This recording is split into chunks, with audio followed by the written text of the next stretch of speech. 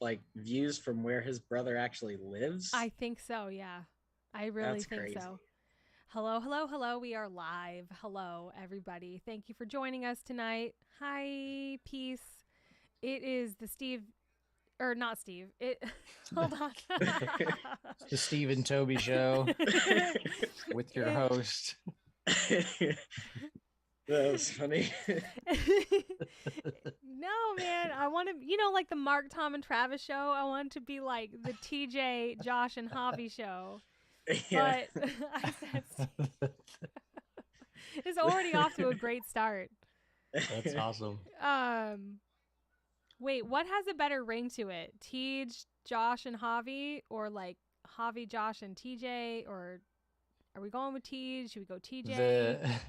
The Jeej Hosh and Suave. Javi. and Tavi show. Yeah. Oh my Jeej Hosh lord. and Tavi. Oh my That really goodness. rolls off the tongue. The Tej, Josh, and Javi show. So welcome. Steve is in Africa and having like a hell of a time. Beautiful, beautiful pictures. Super jealous. Would love to go visit someday. His brother freaking lives there. How cool is that? Yeah, he's lived there for a while too, I think. Mm-hmm. That's awesome.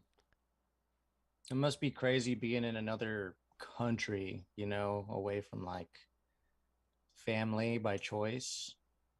You know? Yeah. I honestly think his whole family is there right now, though, because of his brother. Right. But I mean, like, his brother lives living there. there. Yeah. I forget why he lives there. I know it has something to do with his wife, and they met in France. I don't know if it was like a study abroad thing, and then this is just where they ended up, or like he used to want to be in the Peace Corps. Maybe he did that for a while, and I don't know. But it would be very weird, I think, being that far away from family. For sure. But he's done it. He's lived there for a really long time. And his wife is like from there or from France or something like that. So I think that's really cool. Got a whole family full of like adventurers and Yeah. Yeah, because his sister still lives in California, doesn't she? yeah. Yep. And then Steve's in Nashville. They're just all over the map. All It's over the cool. map. Yeah. So their family time is like sacred. Yeah. Hey, that's a cool. So, did they just go down there just to vacation, or is it like his birthday or something? Or I don't know. yeah, I don't think he really explained. Steve was I just think like, it's just to be together. I think just to be together, because when you live in a country like South Africa, you have to really plan out your trips. And with COVID and everything, I don't think they've seen each other in a while. And this time of year, like things are looking up and getting better, and like traveling is easier. I think it's been pretty difficult for them. So yeah, so enough about fucking Steve. He's not here. yeah. This isn't the Steve and Toby show. It is not. It is not the Steve and Toby show. It almost was. It was, yeah. It started out that way. Sorry, guys. I want to say hi to Mercenary Ed and Zero Lux Given on YouTube. Thank you guys for hanging out and watching with us. Anybody else who's watching on YouTube, Twitch, and Facebook, send us a little comment. Let us know where you're watching and let us know what you want to chat about. And Zero Lux Given says, welcome back to the internet. Didn't we just take like last week off, or was it longer than that? I think it was just last week. Yeah, just last week. Yeah, I mean, like we kind of just like do what we want. I guess like there's no real rhyme or reason to these streams except for it's maybe on Wednesday and maybe on Thursday and maybe at 6 and maybe at 5 or maybe at 7. Like it just is. I mean, we're all adults here. And we never have a topic anymore. It's always off the rails. Well, like if you're on Patreon, we're supposed to have a poll to be like, what do you want to talk about? So we should have callers. Hey, like people call in. Yes. That would be cool. Well, we have the Discord channel, so we could add somebody to the voice chat and be like, you're our caller, like let's talk. Yeah. Because one of my favorite shows I think there may have been like 15 episodes, but like they were all in the span of like 10 years. And like they would have callers and stuff and like, but it was so random. It wasn't scheduled or anything. And they would just show up and be like, "Hey, what's up?" Like Frasier? That's cool. Frasier? Like do you guys watch Frasier? You know what I'm talking about? Oh yeah. Yeah. Next Didn't he caller. have like a regular? Oh yeah. Next yeah, caller, you're on with Frasier. Dr. Frasier. I love that show. Should we offer advice tonight?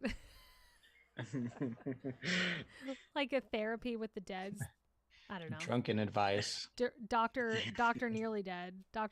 Nearly Deads. Oh man. So tell us about your week, Joshy. What's new with Josh? Oh, what's new with me? Sipping that coffee. Sorry, I had to wet my whistle. Hey, that's weird that you said that. I know. Fun fact: did y'all know that Josh can't whistle? Yeah, but isn't that something? Oh, can you really not whistle? Yeah, I can't. Try it. Okay. Wait, what? Wait, that was can't whistle. He can't whistle. I can't whistle. You're not gonna even hear anything. Well, I saw you go like this, and I was immediately like, "That's wrong. That's not gonna work." No, this is my. It looks weird. I can't watch myself do it. It's freaking me out. Yeah, I can't whistle. You can't whistle and smile at the same time. Try it. It's weird. I'm a good whistler. It took me a while to learn, but that was a thing we did on tour because Josh couldn't whistle, so I would go up to him and be like this. That was Josh whistling. I can't roll my R's either. You guys give me shit for that too. Yeah, can't do it. Oh my god, Javi, can you roll? I don't understand. I can't. I can do the R and I can do the other one. The R's. That's crazy. And the other one is Hey. Man, I wish I could do that. I wish I could do that. I can't do that. JT Rock and Roller says, "Hey guys, how about them 100 sheep? Groovy stuff." Hey, thank you, man. I appreciate it. It is groovy stuff. Yes, cheers to that. Oh my god. Wait, did you release you didn't release your new single yet, did you? Not yet. It comes out tomorrow. Hey. Ooh. So, and also let's plug it. Yeah, check it out. TJ did some vocals on one of the tracks, and I finished editing them, and they sound pretty badass. Nice. That was a fun one to sing on. Like, it was a really beautiful song, man. Thank you. Appreciate it. I dug it a lot. And that one will be coming out next year. So stay tuned. Hey, we booked studio time for the Nearly Deads. Hey. We did. The Brown Owl. Did we decide what songs we're doing first? Not that I'm aware of, but I think we booked 3 days and it was going to be like 3-3-2, like 3 songs on one day, 3 songs on the other, then 2 on the last day. That's like 8 songs. That's a lot. Do we have 8 finished? I think we do. I don't know. Yeah, because I just had to resend all the tracks, and I was like, I didn't even realize, because we've been doing them sporadically. Yeah. You know? Yeah. And I really didn't even realize we had that many written, but yeah, we've been working on this for a while. It's gonna be awesome. Yeah. It's adding up. I'm pretty satisfied over here. I'm happy. I'm really happy with all of the ones that have finished so far. I mean, we're not doing anything we're not like super stoked on. That you guys can be assured of. Everybody who's watching, like, if we don't vibe with it or we didn't like it, we just scrapped it. So everything that we're doing is like something we're super stoked, and it's a lot of different all across the map influences and vibes. So no guarantees. Don't start the countdown quite yet. We're not giving a date for it. No, no, no. We've made that mistake before. Still waiting on that acoustic record. That's so funny. I mean, we're done with the acoustic record. It's done. Yeah. It's done. We'll just send an apology with the record. Or just send an apology with no record. No record. Just mail some cards and be like, I owe you an acoustic record. Yeah. We are so okay. Okay, you guys know us, right? I'm talking to Josh and Javi right now. You know us. Are we not more likely to literally show up on somebody's doorstep and sing them a song acoustic all as a band and drive to their house than we are to finish this record? That's way more likely. It's way more likely that we would be like, you know what? Where do you live? Montana? We'll be there. Next month, we're coming and we'll like play you the whole album front to back. That's way more likely of a thing that we would do, because that only depends on us. Wasn't that like somebody's prize where we showed up and like played them as like a private set, acoustic or something? Do you remember going to Jason's house and he had all those cats and we hung out on his patio and like jammed all night? That was like hella fun. It was in the Last Adventure music video that I made. Oh yeah. Is that when we were drinking that stuff? I think I remember. Pretty that, sure. Yeah. Pretty sure that's a yeah. Yeah. Sorry, I remember that part of it the most. No, like Jordan was there. Jason, I think his last name starts with a K, but where the dog was humping Jordan's leg, he says. Remember that? He had dogs and a bunch of cats in his basement. He was like a veteran. I think I remember that. Remember that guy Jason? Yeah. And we were in like his backyard in his fucking garage or whatever. It was the funnest night. Yeah. Mm-hmm. Yeah, that was fun. That was awesome. That's the stuff that I want to do again. You know, just us. We played some acoustic jams. We probably played like Cards Against Humanity or something. We just had fun. I'm pretty sure we did. I think I remember that.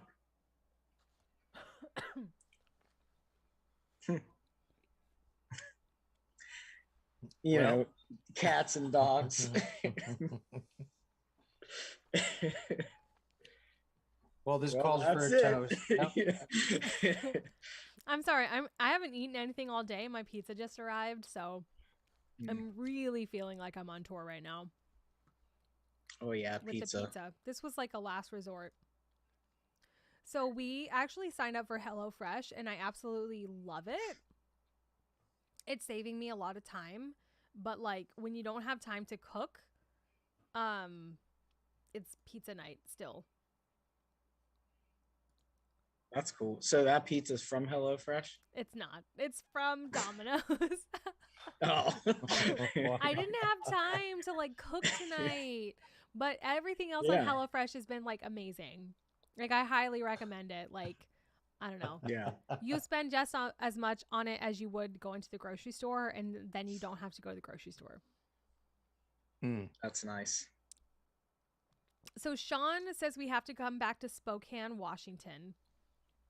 And I definitely agree. Do you guys remember playing there with Stitched Up Heart that one time?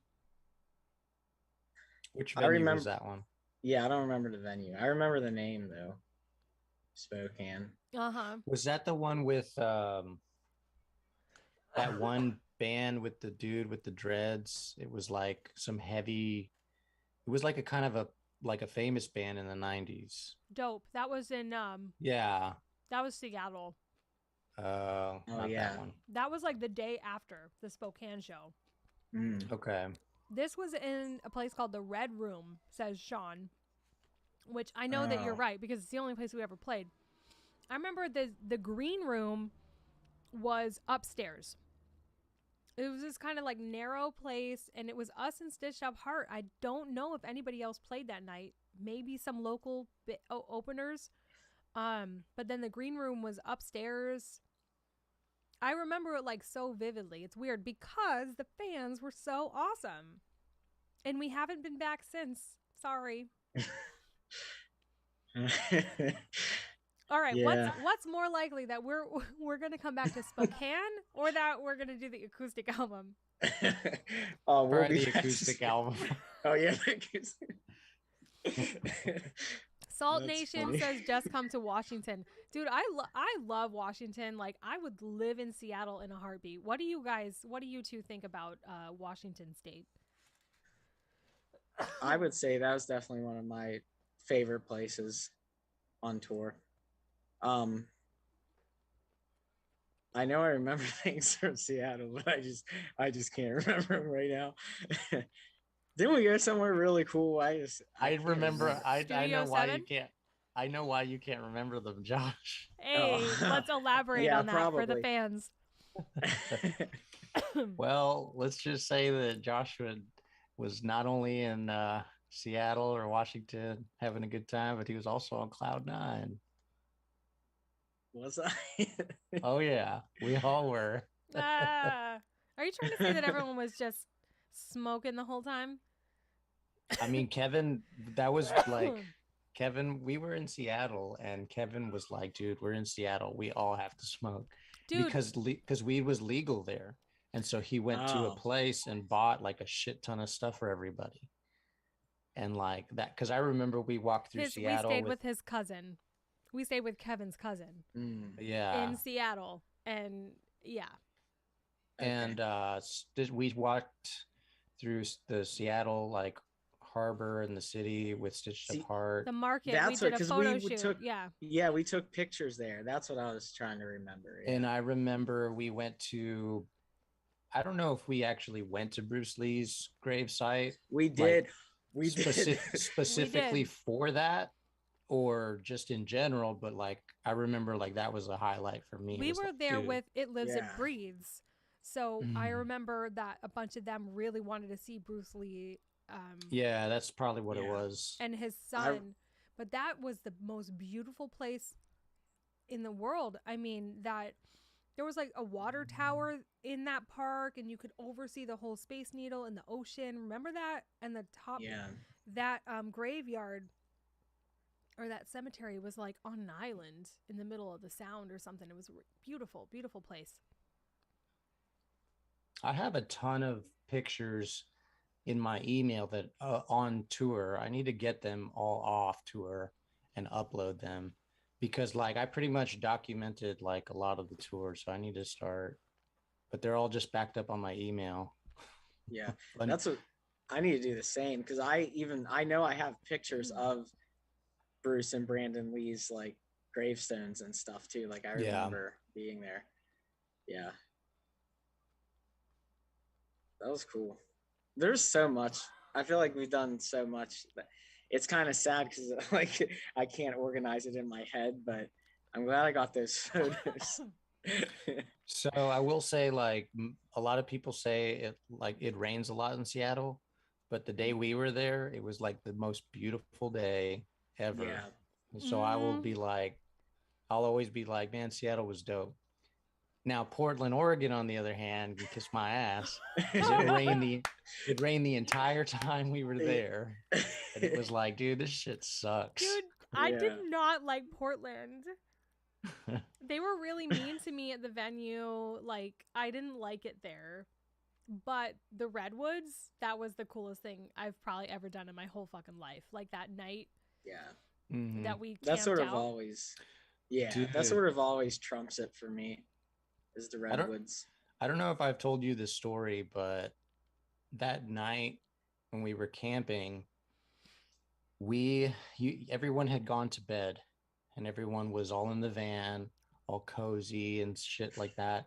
And I was like, dude, I can't, Oh, I can't, I can't get in the van to go to sleep because like the door was locked and everybody was asleep, Oh like dead no, asleep. I don't And I was like, remember this.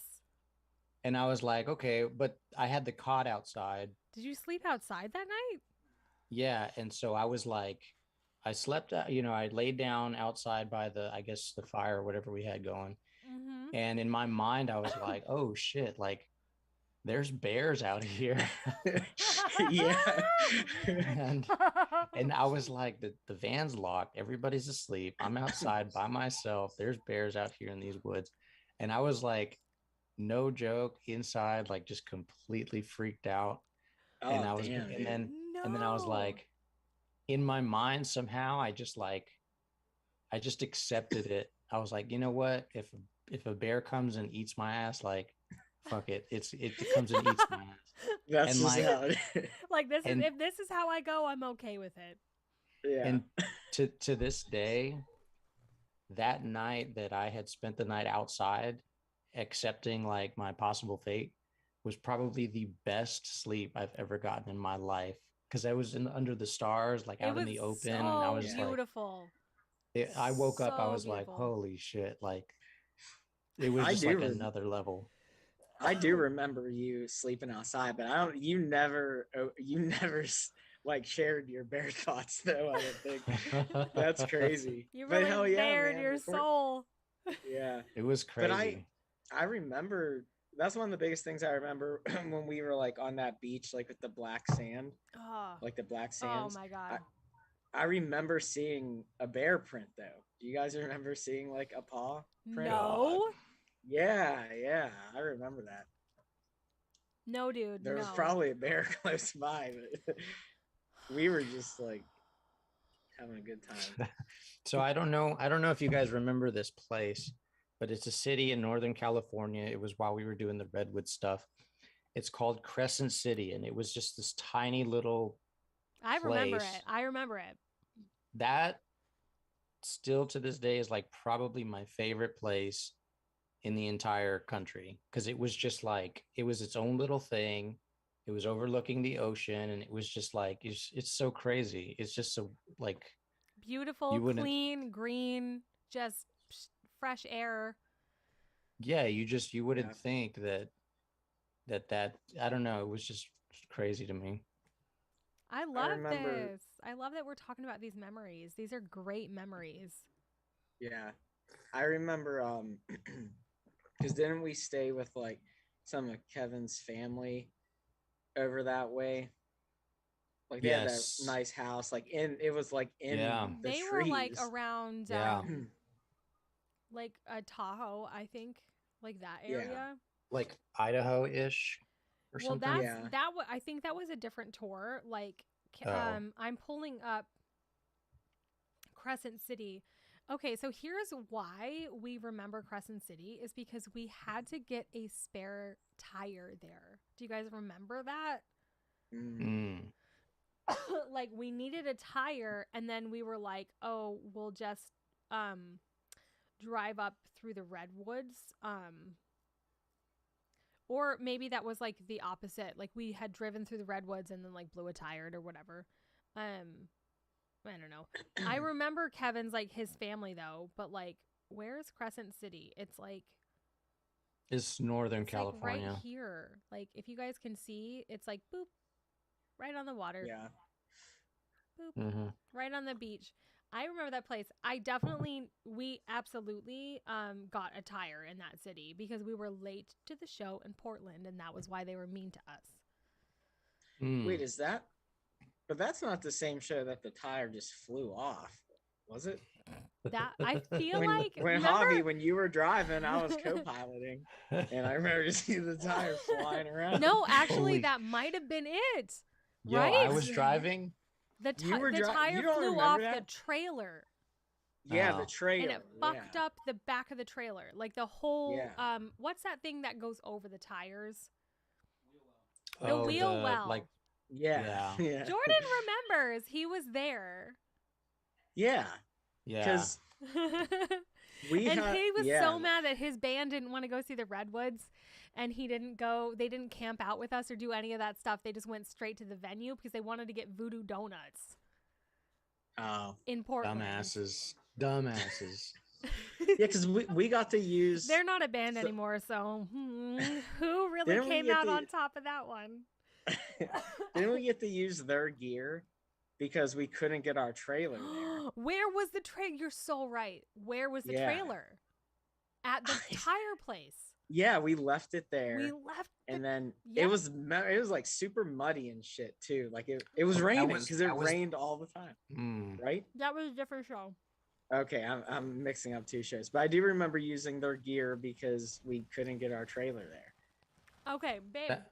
I thought that was the outside venue. That was the outside venue. That was like in New York. That was like completely different show. Yeah. Oh, okay. It was an outdoor tent festival day. There was porta potties and it was muddy as shit. I feel like Steve Derry was there, so I felt like that was upstate New York. I thought that was like at the beginning of the tour. They left Kevin and Josh with the trailer? We left somebody with the trailer, and then the rest of the band came. We borrowed their shit, right? I don't remember that. Oh, man. Oh, my God. If anybody was there, I remember that night being so fun. Where the fuck was that? I was in your van. Baby, where's your tour pass? Can you bring it over? No. The Full of Rage tour. No, that was that tour. That was the first tour I met you. Was it the March tour? Josh, when you're thinking of this show, was it your first tour with us or not? I don't think so. I don't think it was my first tour. It was Full of Rage. That was the second one. But the thing is, we gave my Full of Rage pass to Rob. No, we have one. You have one somewhere. I don't have one. Anyway, sorry. But yeah, I I've just got remember my tour hobby pass driving somewhere. and the wheel flies off and you just handled it like a champ. Like I remember Dude. it was just I remember that too, man. I remember that. I was like, yo, I got this. Pulled off to the side and we were all good. We were like, what's happening? Crazy. I think we dropped the trailer, left it on the side of the road with, I think Steve stayed with the trailer, honestly. I don't think he would have left it because he's Steve. Yeah. And I think he did too, yeah. I think he stayed with it and... I have it right here. Oh, okay. It was either Watertown, New York. Watertown, New York. That has to be it. That is it. Mm. That sounds right. Watertown. Yeah. More like Mudtown. Mudtown, yeah. Our gear didn't get dirty. That's true. Arts on the Avenue Fest. Wow. Jesus. Yeah, it was in that tent. Man, that's crazy. Remember that tent? It was like the most punk rock show we've ever had.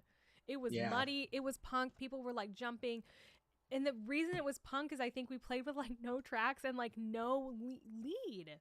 Or no Steve. No Steve. No Steve. Oh yeah, I think. Yeah. That was his trailer. That was just a power chord and own tempo show. That was the most like punk show. We weren't even using our own equipment. No. That's so crazy. That's what had to have happened. Yeah. By the way, I made that. Wow. No, I think I could have swore Steve showed up. We had to set his. I could have swore he showed up last minute. It's hard for me to believe that we would have been able to play like that's Steve. I don't know. I don't ever remember not playing a show with Steve, really. But I could have sworn down from the rafters, just soloing the clouds. That tour was almost 2 months. Fun times. It's crazy. I'm trying to I know there's photos and probably video out there from that. I wonder if I would YouTube Watertown Nearly Deads if something would pop up. I mean, there was people there for sure that still follow us. That's why I'm pretty sure oh man. Who's that guy from Buffalo? It's not Steve Derry because he's from Michigan, but the guy from Buffalo that comes to every show. Fuck. Y'all know who I'm talking about though. Anyway.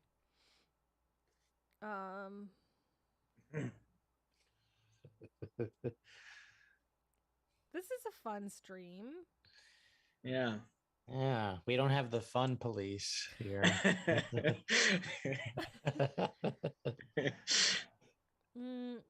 Y'all remember running out of gas in the middle of the desert? Wait a minute. I remember blowing a Oh tire in the my middle of the desert. god, You remember? you guys it weren't was on on the the tour. in this. Oh, no. dude! It was in Texas. Yeah, it We was on ran the out In of This Moment gas. tour. Yeah. We ran out of gas, and there's a strip. There's a long ass strip in Texas where my aunt was like, "Yeah, you don't want to ever get caught on that strip because they run, coyotes run illegals through there or whatever, transport them." I'm over here walking my ass to the gas station What? in the meat. Yeah, I got out Yeah. and walked because we were out of gas. I was walking down that strip.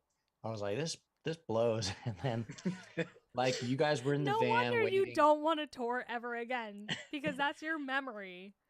I think guys you were offered to go get the gas though, didn't you? true because I didn't want to wait. What I the was fuck like, was this I sucks. doing? You might have been sleeping. You were probably sleeping. You slept a lot. Yeah. Did I? Is that your all's Well, memories of me I Actually, just, sleeping? Go ahead, Josh. oh no, I just remember because me and Steve finished our shift. We were the night shift. We were trying to sleep. Chad was the one driving. I never forget Chad was driving, and we just ran out of gas. I remember waking up and it was like blistering hot, like in the middle of nowhere, no gas. Like that was just a crazy time. I think we had a day off to get to wherever we needed to go, so that was the only like good part about it. But the thing that I remember the most about TJ was every morning she would get this giant fucking thing of coffee Yes. from Dunkin' Donuts. And then we'd be like, all right, is everybody ready to go? Let's do this thing. Yeah. And then 15 minutes later, hey, can y'all stop? I gotta go pee. And we're like, we just fucking left. That would be like a daily thing. Yep. It wasn't like, oh, once like no. It's like Jesus You're Christ. so right though. Like fuck. What can I say? Oh man. That's Good times. funny. Yeah, I would get like whatever pilot we were at. I would really like an iced coffee, so I would like fill up a giant thing with ice and like a giant foam cup with ice, and then I would put like coffee in it, and then that's what I would drink, and I would get one like right before we took off for the day, and then like I guess a couple minutes later I'd always have to pee. It makes sense. Oh yeah, I remember that. We would all be like showering or sharing showers. How about sharing a shower? Oh yeah. Okay, by sharing a shower, what we mean is that we all showered together at the same We time. all went into the same shower stall together. Can somebody explain what I mean by sharing the shower? Because somebody So- who would always Javier would always be up first. Always. Up first. You would always be up at like the crack of dawn, and everyone else would be sleeping because Josh and Steve would be night crew. So like you were always the first person up, the first person in a shower. Like not cool, right? Yeah. Like if you bought Yeah, we yourself a typically- shower and didn't let somebody come in after you, like But y'all were sleeping, and by the time I What? was done, you guys were like in the Denny's just waiting.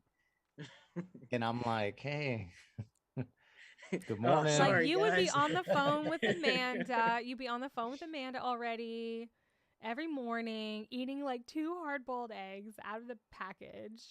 Oh God. You used to do that? I don't remember. Dude, he used to eat hard-boiled eggs on tour. Like, Really? honestly, I used to eat Man. bread with barbecue sauce. A1 sauce. Bread with Or A1 A1 sauce. Don't sleep on it. It's the best. It's pretty You- damn good. You introduced damn that good. to me, and that's how we survived that tour. Because remember, we'd go to Walmart or somewhere and just buy a shit ton of stuff to save money, and then we just eat at Denny's every morning anyway. So Yeah. yeah. dude, I But miss yeah, we those would- breakfasts though at Denny's. Like sometimes Oh, you I just know. fucking want Denny's and like you would be parked in front of one. It was awesome. Like, I want biscuits and gravy today, or tomorrow I want Yeah. an omelet, or like, I could really go for a short stack. Like, And they every had those day. deals. They had those like The biscuits and $2. gravy are like $2. I'll never Yeah. forget. Just Yeah, I don't know where you guys were at. I was like, oh man, I can't. I want some biscuits and gravy. And then the next day I'd be like, man, I want an omelet. And I check my wallet. I guess I'll do the biscuits and gravy. And the like, $2 biscuits and gravy. every day Yeah. it was damn biscuits and gravy meal. Except Steve. Steve would get like the healthy select meal Oh that my was like God. $8. He would Always, always and I'm like, have like the how are you- yes, the egg white omelet with the turkey bacon, and then he'd always Yeah. Topped with some single leaf of parsley. Let's talk about when Which was an Javi extra used to eat my egg $5. yellows. Oh wait, what? I would eat egg whites, and Javi would be like, "You're gonna eat those yellows?" He so Dude. did that. Dude, it's called resourcefulness. Hey, free egg yolks. Free yolks. fucking yellows, yolks. man. Give me them. Yeah. Okay, guys, what's grosser? Steve last stream saying that he used to eat his food after he found hair in it, or Javier eating leftover yellows out of the hard-boiled egg that Jordan was eating? What's grosser? Ooh. I mean, the hair is probably grosser because it's a random hair. At Yeah, least, dude, but It was- just it wa- eating the yellow out of the egg. It's not even like a scrambled egg. It's like the yellow. No, it wasn't unsanitary. I made sure that like when I put the egg, like I would take the yellow out and Javi would take the yellow. It's not like it would be like I would drop it on the ground and he'd pick it up and eat it. It was like Like you I would would- buy the I would- hard-boiled egg yeah, from the. and I would eat the egg white and Javi would eat the yellow. That's not the same as eating hair out of an omelet. We had a deal. It was a symbiotic relationship. Now that we're vegetarian and like eggs are our main source of protein, I can 100% be like, you know what? Eating hard-boiled eggs on tour is the play. You get protein, it's healthy, it's nutritious, it's cheap. It's like that made a lot of sense. So I'm sorry that I knocked you. Well, and I used to eat avocados whole too. Mm-hmm. Like that was a thing too. I remember you doing that. Yeah. Like I tried to eat healthy as much as Thanks, man. possible and also being, somewhat decent on the wallet. Yeah. That was So- always the most difficult thing. I remember Mm-hmm. we were at Walmart and I had my hands packed full, like I had all my groceries and shit. And Kevin was like, "Oh, dude, we should buy these these masks." And everybody was like, "Yeah, man, let's buy the masks." And like Oh Steve wait, was the like, thing "Yes, that went over the head. yeah, it was like, let's buy these. We can use them for our show." And I was like, man, I can't afford a mask. I do. And Steve was like, "Oh, come on, man. It's like, it'll be fun They for the were show." like And $15 or something. they were like $20 Yeah. or more. Yeah. Yeah. And I was like, dude, I can't afford that. And like Kevin was like, "Oh, come on." And Steve was like, "Oh, come on." I was like, dude, like, how about the band pay for it? Then I'll be happy to wear the mask. But I was Yeah. like, I can't like, just be buying this random stuff and like everybody was getting so mad at me. And I was like, you know what? Fuck you guys. And so I took off. I bought all my groceries and then I just said, fuck you guys. And it was just like the craziest thing because like I'm all about having fun, but at the same time, like Mm-mm. I know my budget limits. I'm like, I can't be doing this stuff. Like we're not making enough money to, Yeah. I remember those. I mean, we didn't end up buying them. I want to Yeah. say it was probably because of maybe that Halloween show. Like I remember we ended up getting real It was cheap like stuff. for Halloween. Yeah. I Yeah. remember I got like Pikachu sunglasses. That was like my costume. Yeah, it was awesome actually. But I remember we just had the cheapest Halloween, but it was fun. I don't know. What is the cheapest thing that you ever did on tour where you were like, I'm at rock bottom? What was that moment? Oh, mine is gonna beat everybody's. Oh But Josh, you go first. man. Rock bottom, broke on tour. Here I am doing this. What's that? What's that moment for Josh? Geez. I mean, maybe it's hard for me to say. I mean, There's maybe so like many. yeah, like geez, like skipping showers sometimes if I like if we didn't buy one, we had to buy one for ourselves or something. That was pretty nasty. Yeah. Pretty cheap. Um wow. There's a lot of cheap moments. That cologne was pretty cheap. That Y'all wasn't were a out there buying necessity either. cologne. Yeah. Y'all were rich enough to buy cologne on tour out of some lady's trunk. Yeah, the panty droppers. The panty dropper. Man. What about you, TJ? Dude, I don't know. I feel like there was a lot of lows over my years on tour. Just the things that we would eat, I feel like were the things. Like, you know, that gas station coffee was fucking awful too. Like when I would fill up the giant thing with the gas station coffee and the ice, like that was gross. And it was like $1 though, so there was that. And just like, I remember there was a lot of smelly groceries that we would keep that would go bad. Like at one point there was like strawberries that we kept, and it ended up making the whole van smell really awful. Oh, I remember we went and got no, Chinese food. Chinese. No, I have and mine. I have mine. And y'all, that's a pretty low moment. The Chinese. When we just loaded up those things and kept them in the van. The hot. I think I left mine under the seat, and people were like, "What the fuck is that smell?" for like a week, and then finally we found what it was, and it was leftover Chinese that had been forgotten. That was a pretty bad time. Oh God, you're so. And then we all were like, "We told you that you forgot it, and you left it under here," and you were like, "No, I don't know," because it was stuck under a seat. It was stuck under a seat, and nobody knew where the smell was coming from. But like, I'll tell you guys my low, and you will instantaneously know what it is, because Kevin used to give me such shit for eating this. Cans of chicken. Oh. Yep. I used to eat that too, though. Yeah, we all did. Yeah, Javi, you would get like a big thing of like the canned chicken, and it's basically like canned tuna for anyone who's not familiar. It's like a can of tuna. You open the can and then you drain the juice out, and then you sit there and you eat. I would literally just eat a can of chicken for like a meal. And this is before I went vegetarian. I'm so glad that I did, because God knows what the fuck I was putting in my body. But like that was like what I would eat every single day. And Kevin's ass like eventually ended up eating the chicken too, because I made him, because I would put it in a sandwich, and like one day I made him between a couple and he ate it. Pieces of bread is good. Yeah. I only think like me and Steve are the only ones that actually didn't eat the chicken. Like I never ate the chicken. I rather would have just eaten bread. Peanut butter sandwiches. We had a lot of those. Yeah. The funny thing is like that the chicken, like it's not like it's bad.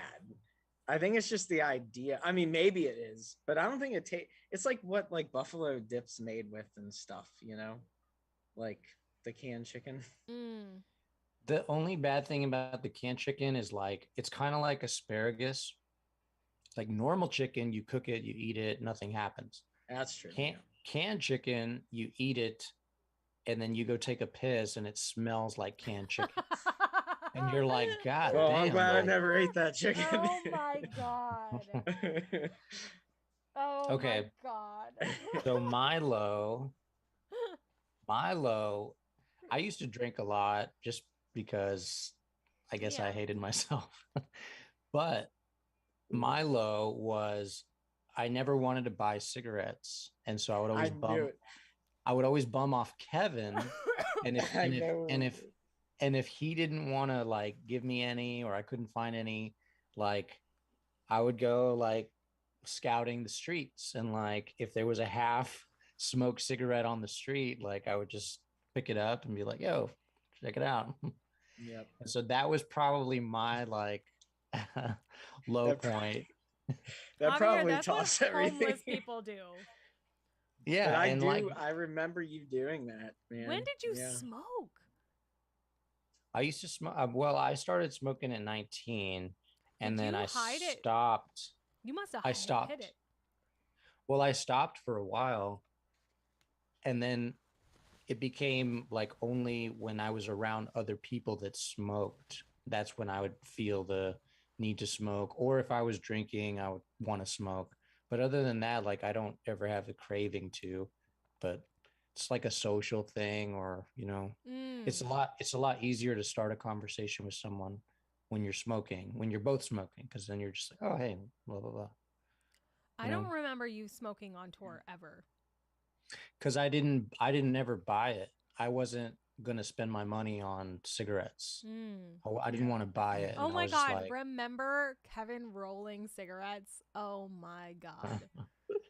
He That's a would whole have yes. nother. that. That's a whole nother chapter of tour right there. That could be like a 2-hour stream about that That's fucking bag of tobacco, the rolling thing, big machine. the big yeah. machine, and then the empty cigarettes. He would have like this whole thing and be like, it saves me a bunch of money. And everywhere we would it's true. stay the night, it was like so terribly embarrassing. He'd be like, hey, do you mind if I like roll cigarettes in here? He'd have his like McDonald's tray. And anywhere we would ever like stay the night, like a hotel is one thing, but when we would like stay with people, he would bring in this fucking bag of tobacco. He would get all these crumbs and all these pieces everywhere. And it's like, it's whatever. I mean, but I will never forget that. And we were all just like roll our eyes, like, here he comes with all this shit. Come roll his own cigarettes. He was right. It does save money. It does save money, I and it's was like, healthier oh, for yeah. you too. It's like healthier for you, right? It's like it's just like straight tobacco in a cigarette. Yeah. Yeah. Doesn't have all the chemicals. Do you think that Steve would have like a low tour moment? Like a low, like broke moment? He's Broke never really moment? maybe Probably if he not. couldn't afford the turkey bacon.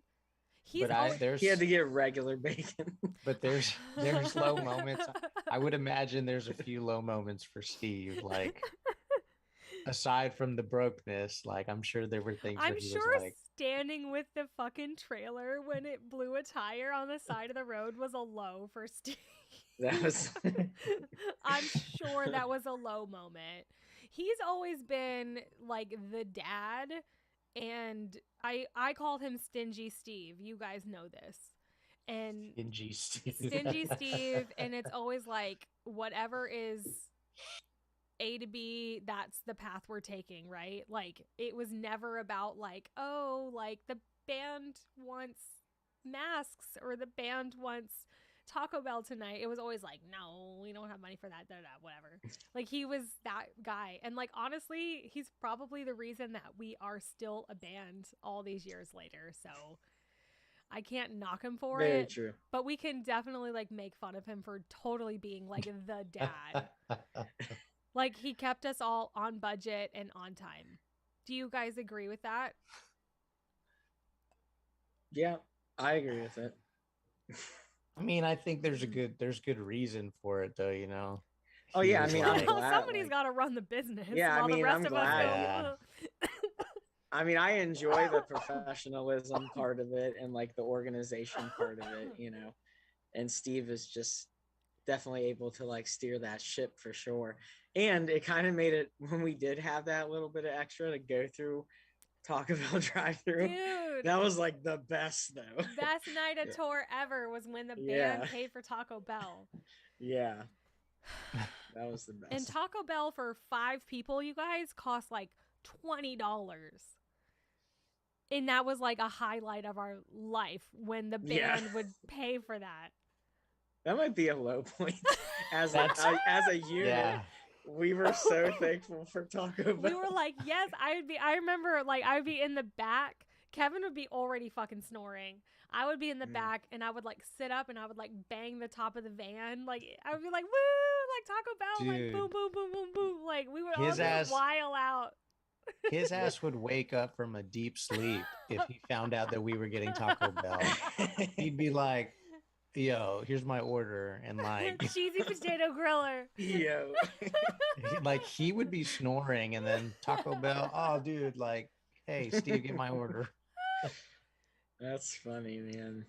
Those are good times though. I want to trade them for the world. That's for No, sure. me neither. For sure. So, Crazy. Franz Rust asks, do you believe in dragons? Yes. There are Komodo dragons. And then alligators are probably the, Descendants? descendants of like actual dragons and shit. But like, do you believe in like real giant dragons that had wings? I mean, anything's possible, man. We're just a blip on the radar. That's true. I wouldn't say they didn't exist. I I mean, just don't know where the mythology would have come from if it wasn't rooted in actual fact. yeah, because everything has some sort of root Something. of like, yeah, of truth in it. There's like old books that were left out in the Bible where in the verses they say, and back then there were giants in those days or something, like just like willy-nilly. And it's like, what the fuck? There were giants back in the day, like, like, right? Yeah. but I Yeah. mean, so like anything's possible. Well, the crazy shit too is they've actually found like giant like femur bones and like human like bones that are pretty, you know, a pretty big size. Like at Yeah. least they like, I don't know. I don't want to like say misinformation, but at least that they were like 8 feet tall or something like that. An 8 But- foot tall. Oh, that the people were 8 foot tall. Yeah. Wow, that's awesome. Yeah. I believe in that stuff. I really do. Yeah. Fuck yeah. Yeah. I wonder how a dragon would breathe fire, though. Like, where did that come from? Yeah, Like, that's I don't know. interesting. Hey man, anything is possible. Like Anything's you got possible. like lightning bugs can fucking like shoot like lightning out of their ass. Yeah, you're Yeah. right there. So like, yeah. dude. Yeah. It's Yeah. very true. Could have been like a creature with like a tongue that had that phosphorescence to it, or like whatever it is that makes dragonflies' bums glow. Maybe like this animal, like its tongue did that, and so like somebody saw it and that's how they interpreted it. Yeah. There's a lot of miracles and phenomenon that people actually witnessed that they just didn't have words to describe. Mm. Yeah. Or yeah, like the type of gas or whatever that they could like spit out or whatever, Yeah. like could combust something and it just, Mm-hmm. it's technically like fire breathing. Imagine like the first people who ever saw like the aurora borealis, like what they were thinking. They must have thought the world was fucking ending. But like Yeah. early man, I feel like that region of the world was very quick to be like populated by humans.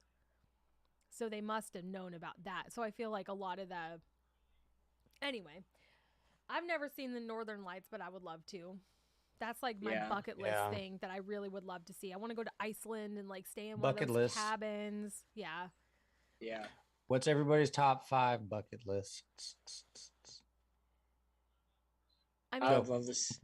The Northern Lights would be badass. I would love to see like the pyramids or like go to like Stonehenge. Just like that shit's crazy. I literally just found out like how long the Great Wall of China really is.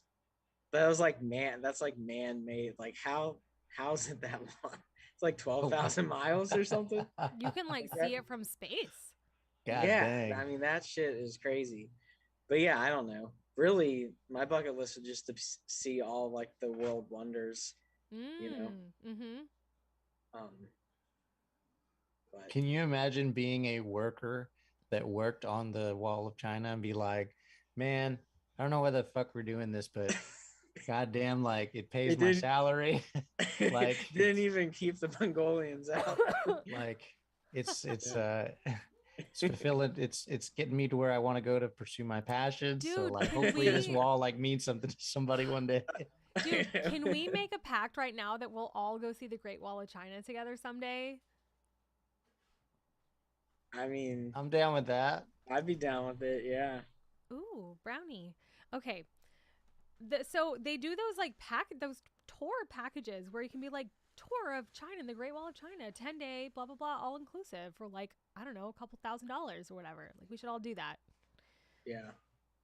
I think one thing about it, like I know like the tourist areas are like the nice parts of it, and like the parts that are like the walls are huge.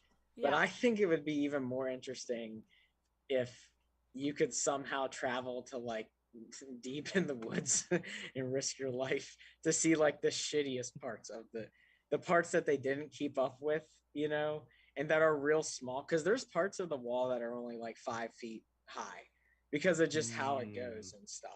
I think that Really? would be, Okay, so yeah. why are you so versed on the Great Wall of China? Was this like part of one of your like science classes recently, or like No, you're because the very into it? Did Olympics. you just watch a documentary? Like you know a lot about it. Like No, what's the happening? funny it's because the Olympics are in Beijing, or Beijing, Oh, okay. and Okay. they would show the Olympics. Great Wall. So I started like looking up facts about it. I'm just like, what's up with this wall? You know, like, it, yeah. Dude, I love that kind of I shit. love Like, it. that's, No, that's great. yeah, it's just crazy, man. Keep Like, that curious mind.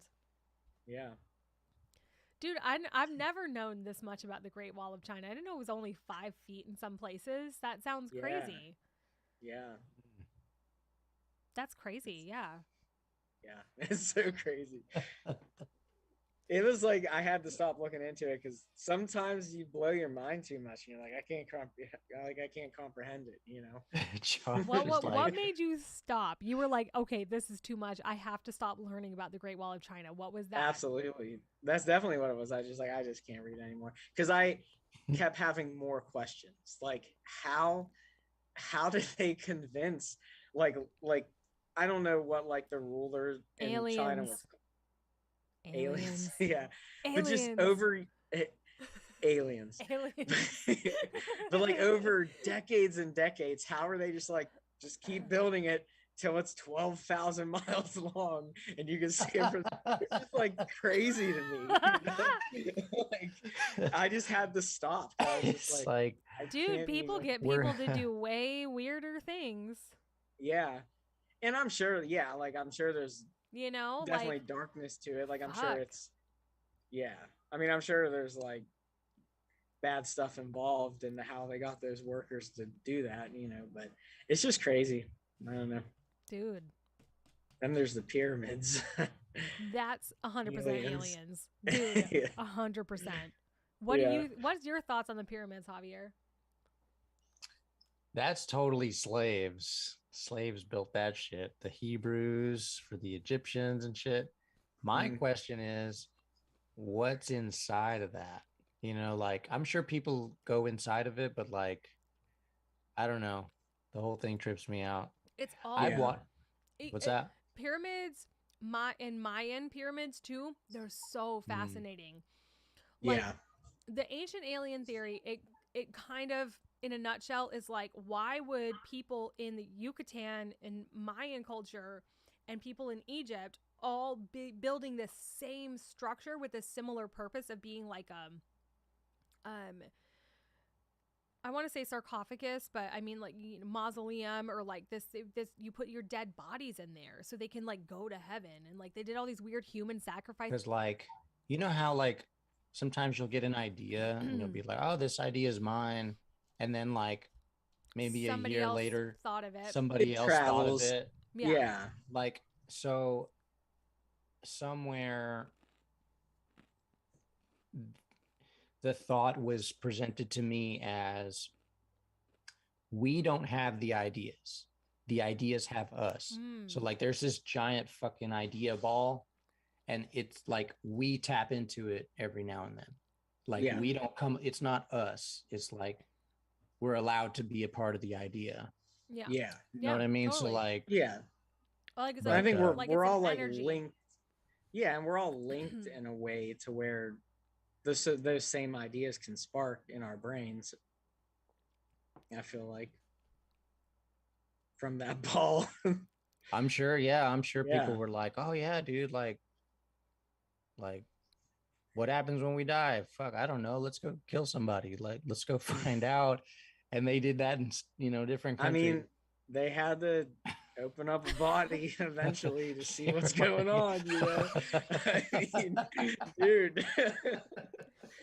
But no, If this you doesn't know get us thing, kicked off every streaming site, I don't know what will. I know. Damn. But no, before Why? we get kicked off, because the thing that blows my mind, like, it's not, no, going back to the pyramids in different places.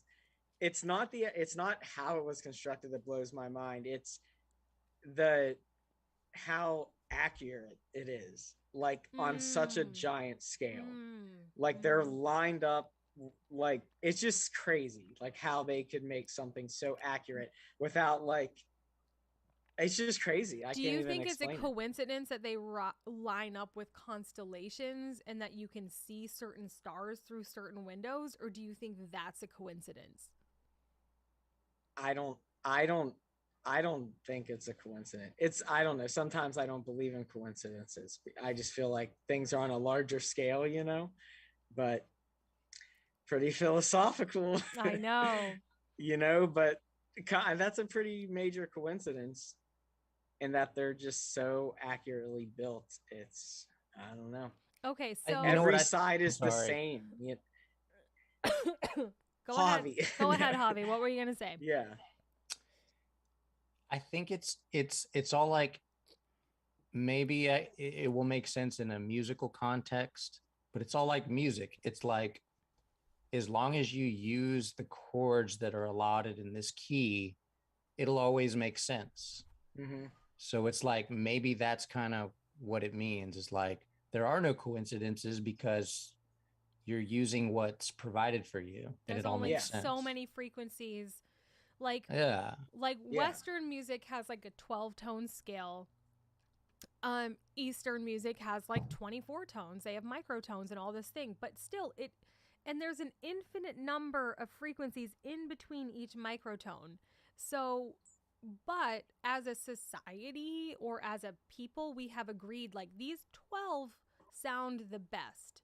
So like C, D, E, F, G, whatever. Yeah. Mm-hmm. And C sharp, D sharp, F. You know what I'm talking about? 12 tones. So it's like those frequencies sound the most pleasing to our ears. So that's why everything that we write in music from, Baroque on whatever, Beethoven, all of that, it's been these 12 tones. It's the reason like Middle Eastern music sounds so much different because they have these microtones in between. But there's like tones in between. And it's all frequencies of like air traveling through at a certain velocity, and it hits your ear at a certain frequency, and that's what you perceive the sound, right? The same happens with light. The same happens with light meeting our eyes in a spectrum, and like the light bouncing off of stars hundreds and hundreds of light years away, and like what we perceive as color, what we perceive as time. Like, so that's a radical, awesome idea that you just had about like ideas, creative inspiration exists on that same spectrum. If like you're tapped into it, it's coming to you, but if it doesn't come to you, it's going to come to somebody else. It's that idea to like combine like somewhere along the line is going to like hit and inspire somebody to like create it, and it's just there's nothing we can do about it because it's just energy like moving. I don't know if that makes sense. Right. No, it does. Yeah. No. Yeah. We're getting into like quantum fucking string theory and shit. Like we're Dude, getting it's deep. like Yeah. it's like you have a dog, man, or you have a cat or some shit, man, and like they have their own personality, but like you take one cat, you take like this other cat, and they still share similar characteristics. Does that make sense? Like there's something that's specific to a cat. There's something that's specific to a dog. It's There's like something that's instinct. specific to a human. Like it's instinct. It's like I mean, you can't change it. Like it's just Yeah. innately yeah. Yes. Let's talk about the animals, man. They can sense things like way before shit happens, you know? Oh yeah. Like yeah. storms, they can sense negative energy. They can sense Yeah. if there's going to be like bad weather. Yeah. They bark at like people that are unsavory. Yeah. You know what I mean? Like dogs, like if they don't trust a person, like they know, they read that energy. That's so Yeah. interesting. I feel like it's an evolutionary thing, like a trait about like you know when something's off about somebody because like they literally had to like fend for themselves in the wild. So did humans. Yeah. I feel like we we still have that intuition and stuff. We just kind of lost it, But as modern. Well, we didn't we lose don't it, but we're need not it. as in tune for it. We don't need it. We don't It's need it, and that's why we have anxiety and depression. In a lot of the Yeah. reading that I do, it's like we have these, okay, I sense a negative thing, I fight or flight, but you're sitting here in on stage in front of a bunch of I people know what it is, or dude. whatever. I know Yeah. what it is. Go ahead, Javi. What is it? Dude. Okay, you and I and Josh, is everybody here have iPhones? Yes. Yeah, dude. All right, so we're like the fucking iPhone. Like we are programmed to do like some crazy, ridiculous, amazing shit. But guess what happens? Everybody We just start- watches TikTok all day. No, we start downloading all these fucking like useless apps every day of our lives. We just useless app after useless app after just some random fucking update, and just like, and we pile on all these apps to where we're like, well, yeah, I'm an iPhone, but like, I can't really do much because I got all these fucking apps that are like taking up space They're in my bogging up brain. my Like, fucking Yeah. memory and my and energy. it's like, yeah, I'm totally. programmed to be like this badass thing, but like, these apps are weighing me down. Yeah. Yeah. There's this book called Untamed. You're welcome. And she talks, that's awesome. No, there's this book called Untamed, and she talks about like cheetahs or animals in the wild and about how when they're in captivity, they know something's wrong. And she's just like, dude, that's how humans feel trapped in society, 9 to 5 culture, whatever it may be, like money and all these cycles that we're in as humans. Like that's how we feel all the time. And that's why we have anxiety, because we weren't designed for like this life. The life that we're like, the constraints, the societal things, I Yeah. don't know if that makes sense. Like No, yeah, that makes like earning a living and like having to pay for your house instead of like, I don't know, hunter-gatherer times where you would like literally survival of the fittest. I even Well, sorry. No, go for it. I think life is like life equals work, like equals energy. Life equals energy. It's like if you're not working at your job to pay your bills, like you would have to work back in the olden days to go and kill the rabbit to put food on you. Like you have to work. But like that's not kind of- not everybody though. Like that was mainly like men or whatever. You know what I mean? Like I think men and women had different roles back then. Oh yeah, I mean, but I'm talking about just So, general yeah. general man, like Yeah. There was definitely like general man, different like priorities. I mean, the general person, women aside, have to work, and so like life kind of equals work, and so I was kind of thrown off. I don't know what I was gonna, No, but- that makes complete sense though. Like I completely understand that. Like that idea is that it is like we are meant to do that part of it. Like no matter what, there was that sense of work and Like survival. survival. Yeah, I mean technically we're working to survive still. It's just different. yeah, it's just different. We don't yeah. we don't need to, because we will always have food and we will always have water that comes out of the sink, or we go to the grocery store. Like we don't have to like fend for ourselves anymore.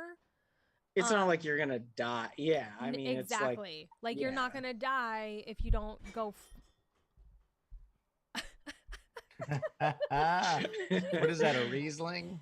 Man. No, it's a rosé.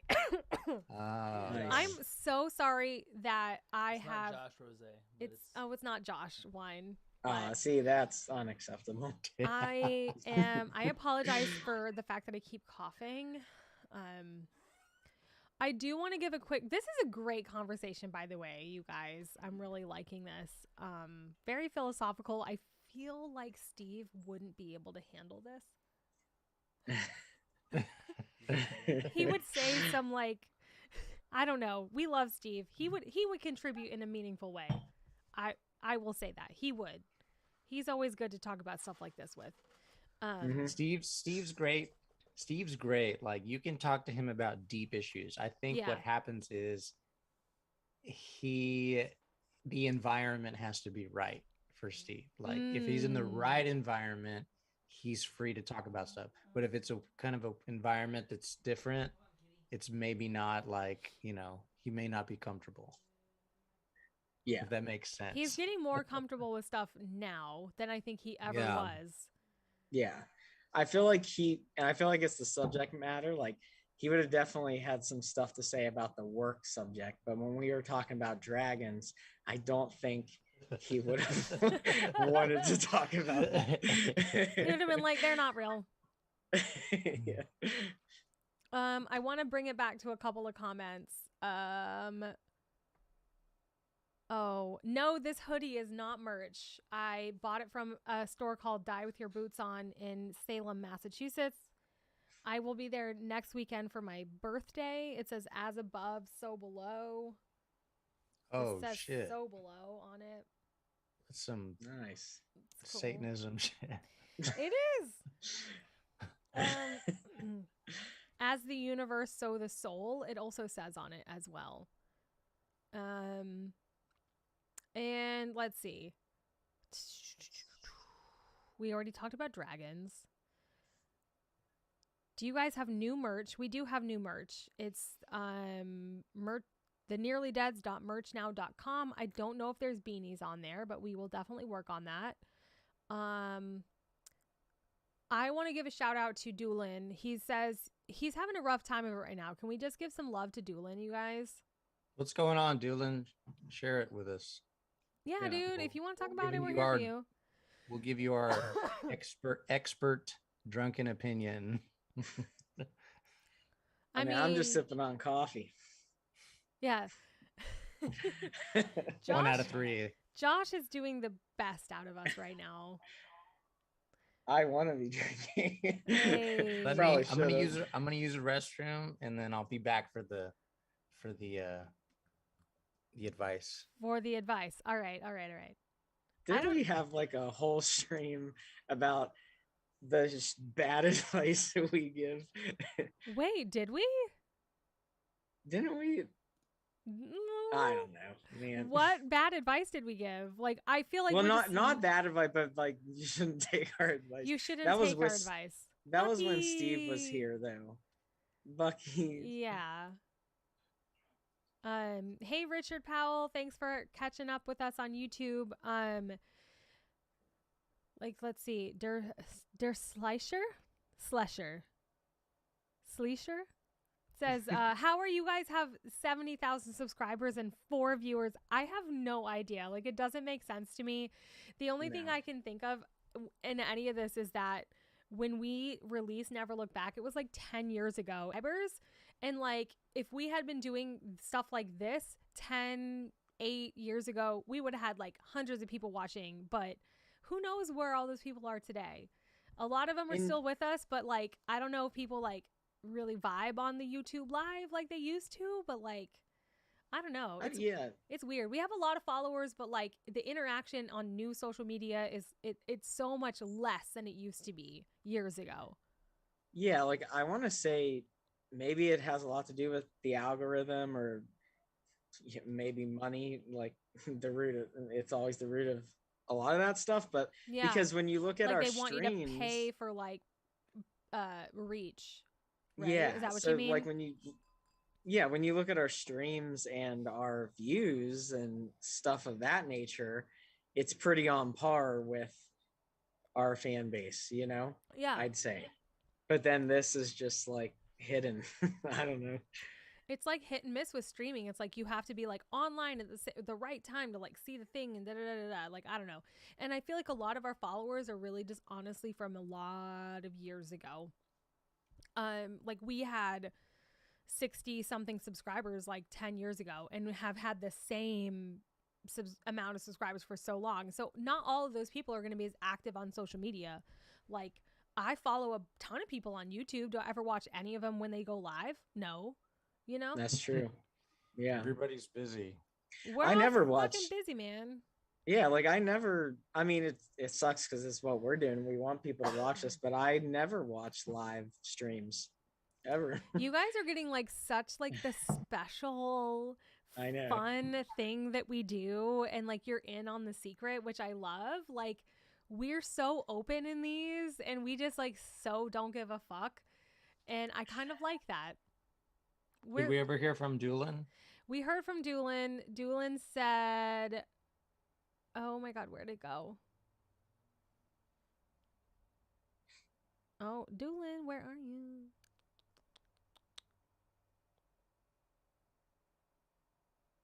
All right, I don't know. I don't think he's replied yet. But Kibble said, advice not bad. You guys saved me. I have talked to you a few times, and I love the fact you're with your fans. So, oh, Doolin's here. Yay. Nice. Who, Franz said we can do some bad shit on the streets later? What the Oh, absolutely. Oh, man. Yeah, man. I'm going to go and pay my parking ticket and go recycle a can of soda. Oh, my God. Speaking of Never Look Back from Richard Powell, what do you think made 2011 such a good year for music? So many great bands and albums. Yeah, Never Look Back, man. 10 years last year. That was 2011. We released it. Crazy. I'm going to be honest. I tuned out at like 1999, 2000. After that, I'm like, dude. I'm trying to remember what was out in 2011. Dude, Besides... you know what my favorite couple of years for music are? Don't make fun of me, but like 2002, 2003, like Jimmy Eat World, like Census Fail, The Used, Self-Titled, My Chemical Romance, like y'all know that was like 2000 to 2004, like that whole era. That's like my golden age, I feel like. Those are my coming of age music. Yeah, I agree. That's definitely when, because I guess when you think about it, I started listening to like the 99 and 2000 music, like probably closer to like 2003 is when I actually started listening to that music. Yeah. Because it was like, I didn't really get into Green Day until like American Idiot. So like I went back and found, like, I remember When I Come Around and stuff on the radio, but I was a little fucking killing me. I didn't really get into Green Day until No, it's true. It's true because American Idiot was like a huge. It made them big though, but like to not know like Dookie is like hurts my brain. It makes me feel so like, old. I think, it was just like When I Come Around was like their big hit, and like I remember that. Like on the radio. Welcome to Paradise or Longview, you know, oh my god, that was all on the radio. I wish shit like that was still on the radio, and now it's what's that other song? Time of Your Life. Oh man, Good Riddance. That one's the one that was like just a classic. Yeah. I think that was a classic, but then like when American Idiot came out, that sent them like to just another world. Superstardom. Like, yeah. Holy shit. Yeah. Dude, I knew every fucking word to that album. Boulevard of Broken Dreams was just like phew. Crazy. That put them completely on the map. And these are just like fucking kids from California, like so inspiring. Like I just love Green Day so much. You know you've hit it big when your dad calls you and said, "Hey man, yeah, you heard that song on the radio, Boulevard Broken Dreams? I like that song." Like, did your dad call you and say that? Did your dad call you? Oh no, I mean my dad, like he said, "What's My Age Again" is really good. Boulevard of Broken Dreams is really good. Like just different songs like that are out on the radio that have just been played like to just regular Mm-hmm. people. Like, Yeah. you've hit it big when like your dad calls you, just like, hey, did you check out that song? I'm like, yeah, I know that song. Like, Yeah. That's funny because Why my don't mom you did the know that same I know thing. that song? Didn't you you're buy me the CD when I was in middle school? Yeah. so funny. That's so crazy. Oh, Kibble says I have Dookie on cassette. Yes. Nice. Damn. Nice. Yeah, like When I Come Around was one of those things where I loved hearing the song on the radio, but it was before I like knew what band I was listening to. I loved the song, but I didn't know who like played it. Mm-hmm. It was like that era of growing up. Dude, I remember hearing When I Come Around, being completely obsessed with it, like recording it from the radio. And Mhm. you guys have heard me talk about those little toys I had called yak backs, right? I They're had one. from Yeah, the 90s, from yeah, Blah blah blah, and then you would like talk and then back to you. and it would talk back to you, right? It's called a yeah. yak back. I would record that. It would come on the radio. I would like play it on my yak pack. I'd be like, oh my God. And I would like listen over and over and over. I was like obsessed. And so for my birthday, I got the cassette.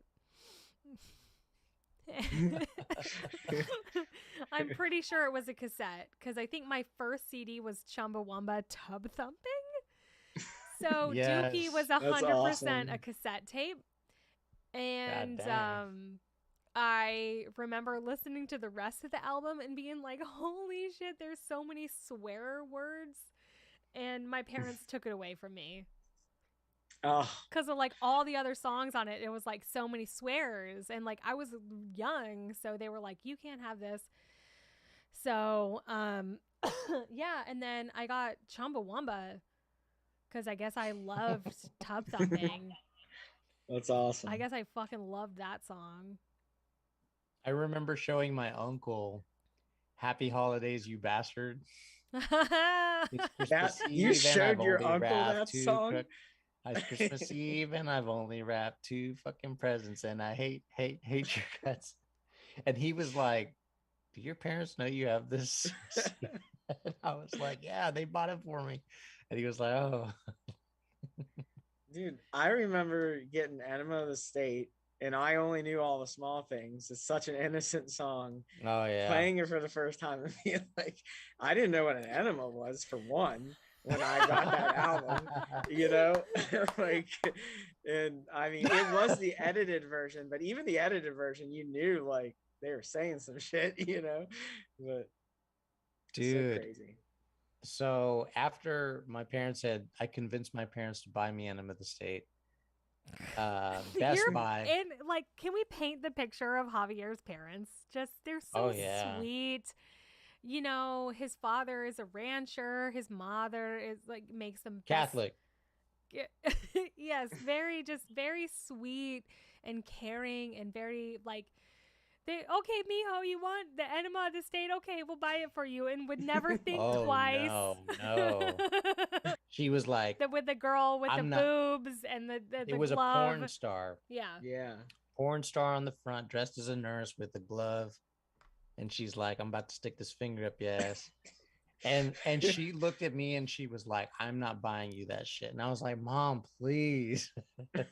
It's edited. Like there's nothing bad in it.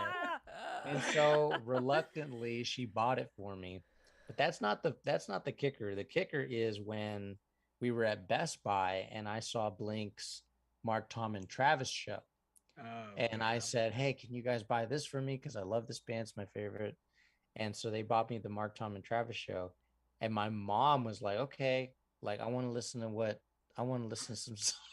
The worst. I want to listen to some songs on it. And she put this fucking CD in, and she was like completely like, oh my fucking like, it's some of the gnarliest shit you'll ever hear on a CD. That's like, worse than any actual song they ever had. Yeah. It's just their banter. Oh yeah. She was like, you're not listening to this shit. Like she threatened to like throw the CD out of the window, and I was like, Mom, like, oh my God, That's crazy. that was It's crazy.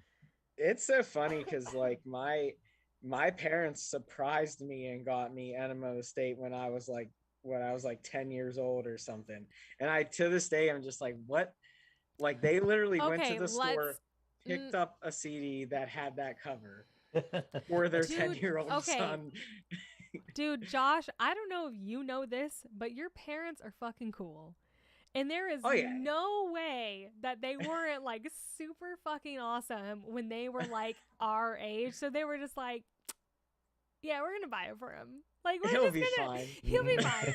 Like I can just tell that your parents like partied. You know what I mean? Like they still party. I love your They They parents. do. They love their drinks. I now. love your They- parents. I love Javi's parents. I love Steve's parents. Like the story Steve tells about his parents, like his dad literally took like a spirit journey. Like there's no way he wasn't doing like ayahuasca in the desert when he was That's like in awesome. his 20s. I'm like, dude, our parents, that's the thing that kids never realize about their own parents. It's like our parents have done everything that we're doing and then some. They were alive in the fucking 70s. You think they weren't all doing drugs and shit? And they're just like I mean, laughing their asses off. Oh, you want the record with the little like, the girl in the bra on the front? They're like, whatever. I've seen anyway, I can totally picture your parents being like, yeah. that's so funny. That's very true. Like you don't think of it because they're your parents. Your but parents are the type of parents who'd be like, I'll just remember. Okay, do y'all remember when we did stay in Salt Lake City with this family? And they were nobody's parents, but it was somebody that like Rob knew.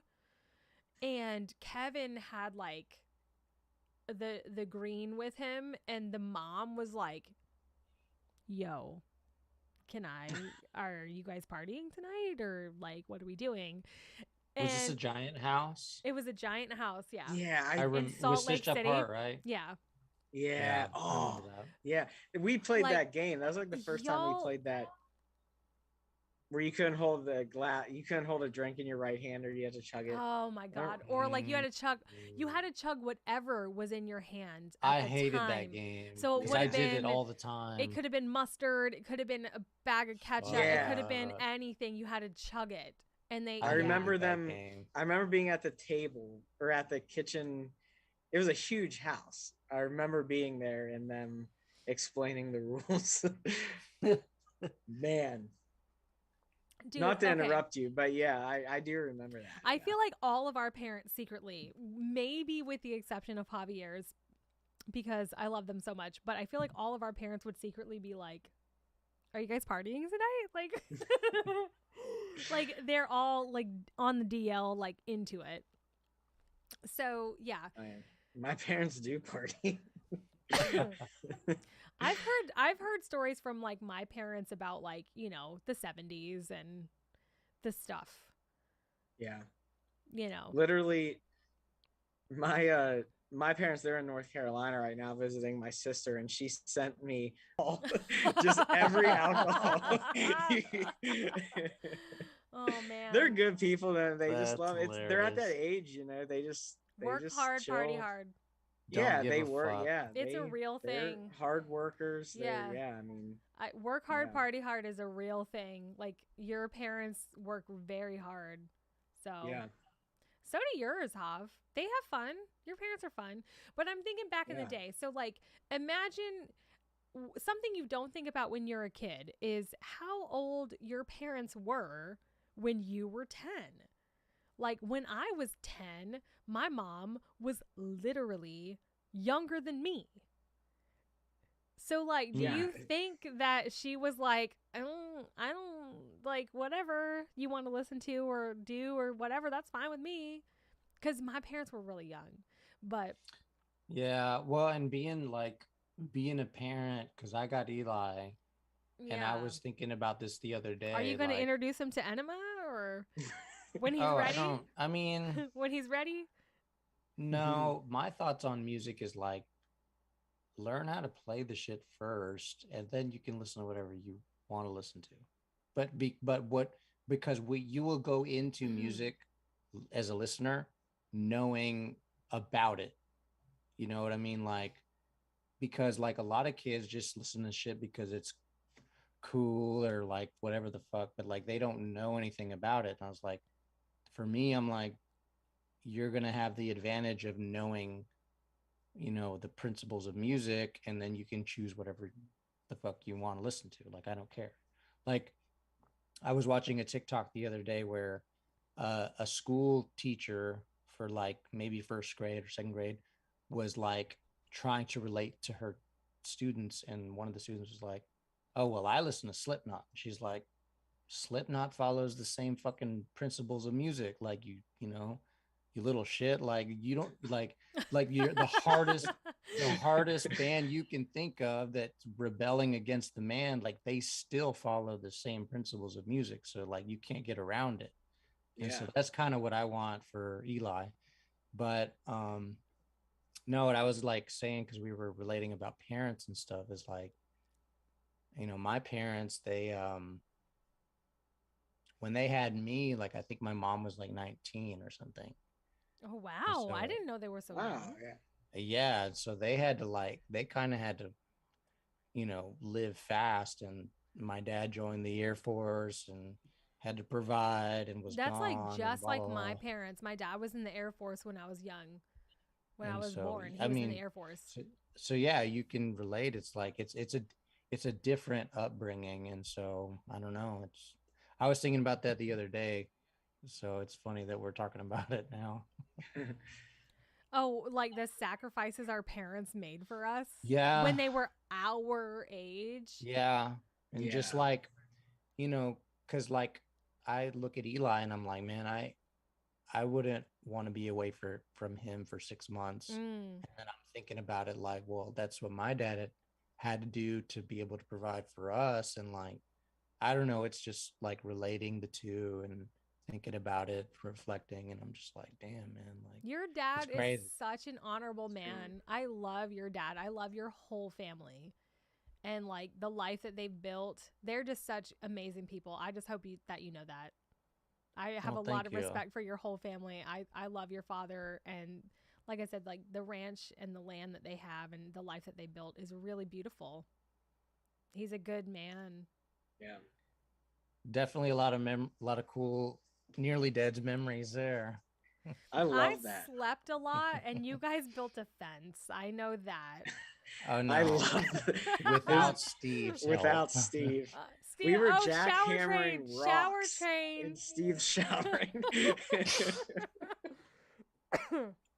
Dude, it was Josh, myself, Kevin, and Chad. We were all looking at this hole, and my dad's like, "Yeah, man, we're gonna put some like this. We're gonna build this fence." And we did one. Steve was like, "Well, I guess I better start the shower train." He would do like one thing. We're like jackhammering. He's walking up. And he took off to go shower, and we're all like building this fence. Put a bunch of songs in that barn. Yeah, we wrote a bunch. I remember the drums being on top, like where you had your drums. Oh So yeah, I and was like a playing little your kit loft. there. Yeah. Mm-hmm. We ended up Yeah. bringing That was it down cool. though, so I could hear everybody better. But that was so much fun. Just sweating our asses off. Like it was an awesome time. That was fun. Was it? Didn't you find like a scorpion in your room or something? There was a Mm. scorpion in that barn. Like Oh, when there was like a barn and like you open the door and it was like right there on the door jamb, like on the door. And I was like, oh holy shit. shit! And you were like, Yeah. don't worry about that. And I was like, I tried to write a song about it. I don't think I liked it. I don't think any of us liked it. It was But called Scorpion. it was or called something. Scorpion. Yeah. That's Scorpion. Yeah, that's that was awesome. probably That was a time.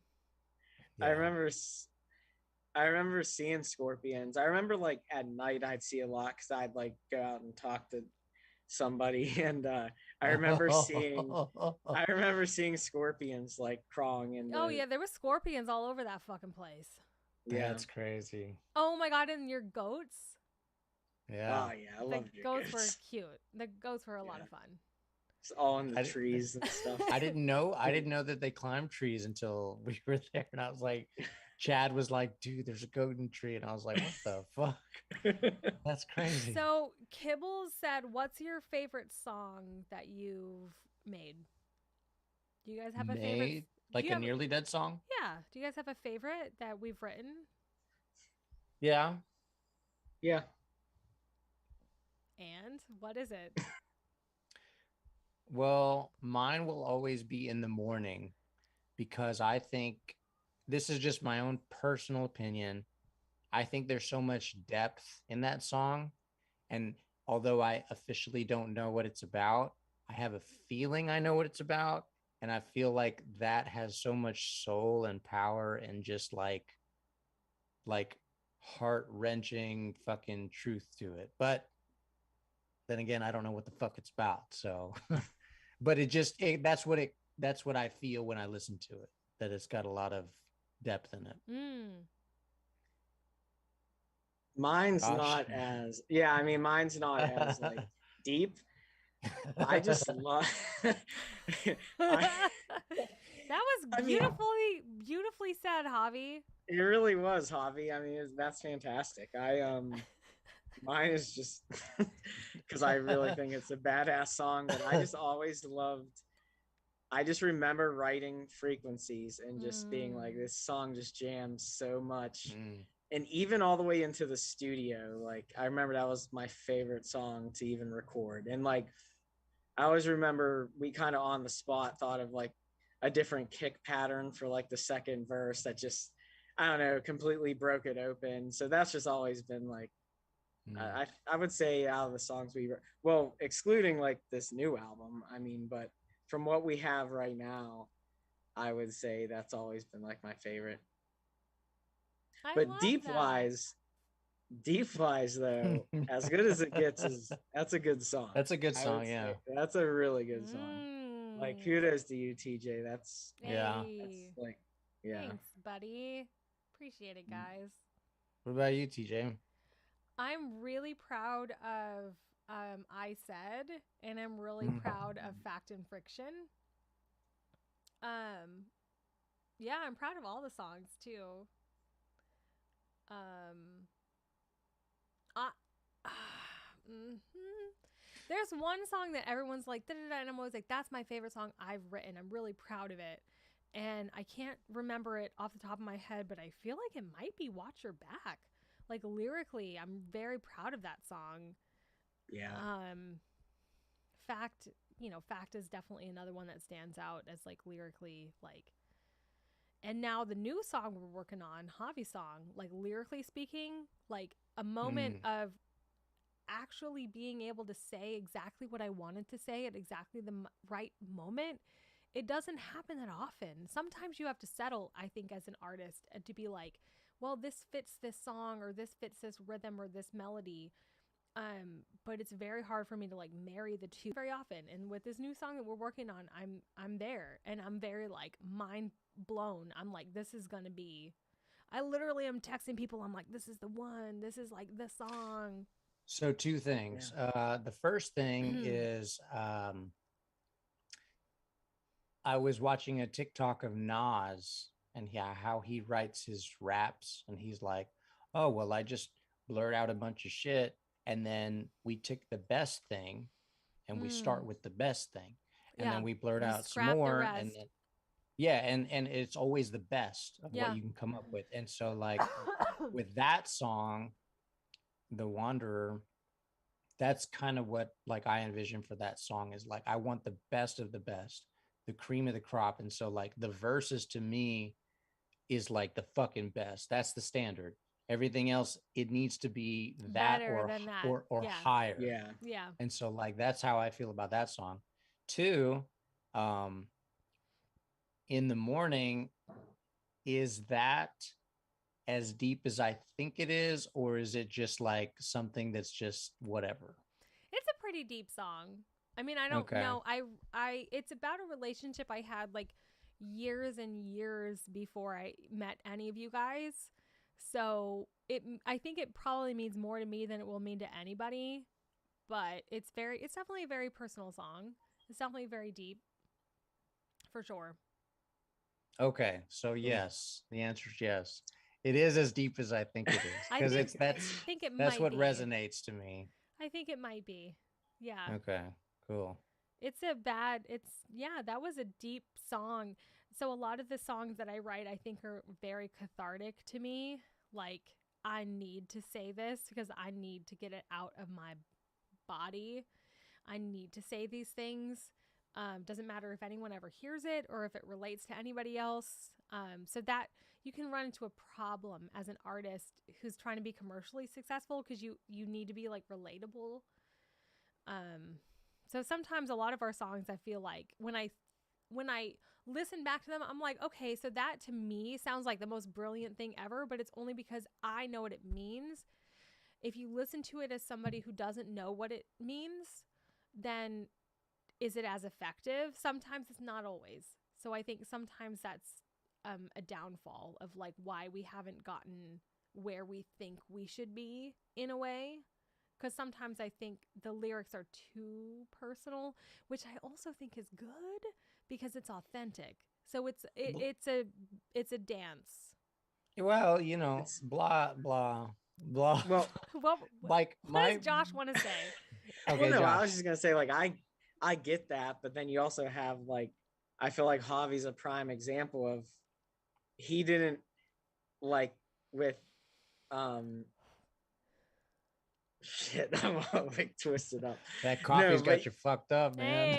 yeah, Hey, I know. I've been the hey. caffeine, man. No, you know, like Javi didn't know if that song was as deep as, but he took it to how it affects him. You know, why it's one of his favorite songs. You know, like so. But to you, it actually is specific and deep to something. Mm. So I don't know. I mean, I think there's two sides to it. Like I don't think that's a, you know, like holding anything back or anything. I think most You're people could. you're Yeah, exactly right, Josh. When I listen to that song, I don't hear somebody trying anything or trying to pull any punches or trying to do anything.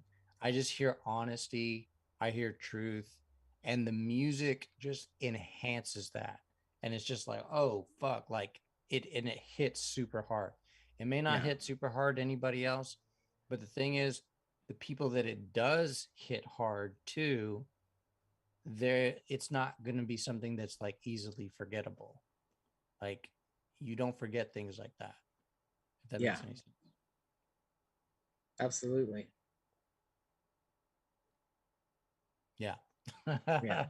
Like I get it's easy Hey. to be hard on yourself, you know, like with lyrics and if it's, you know, but yeah, I definitely think yeah, you just got to say what you feel like you got to say, you know. People Mm. will relate Mm. and it might be they might relate it to something completely opposite of what you're actually.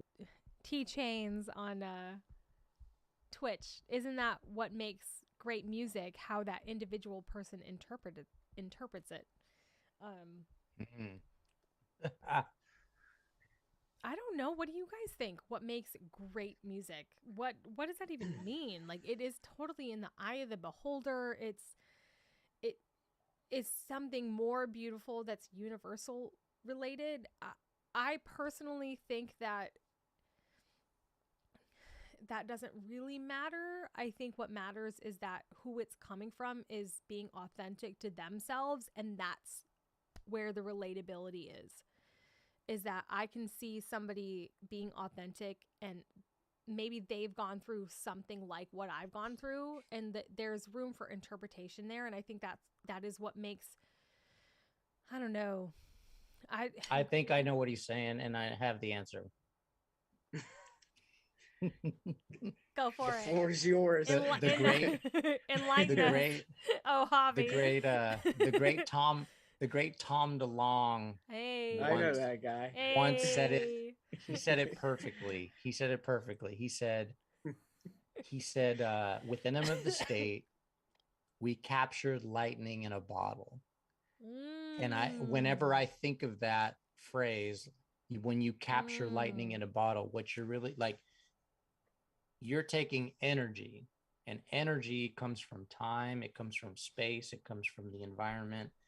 You're capturing a moment in time where somebody was there and they felt the way that they felt and blah blah blah blah blah, but you're like harnessing the power Like a moment in time, like in a a moment time in time, and capsule. everything was just right. Yeah. Yeah. And that's what fucking moves people. Yeah. It's like, Yeah. holy shit, like Because I they're feel that. a witness to that in a way. Yeah. Yeah.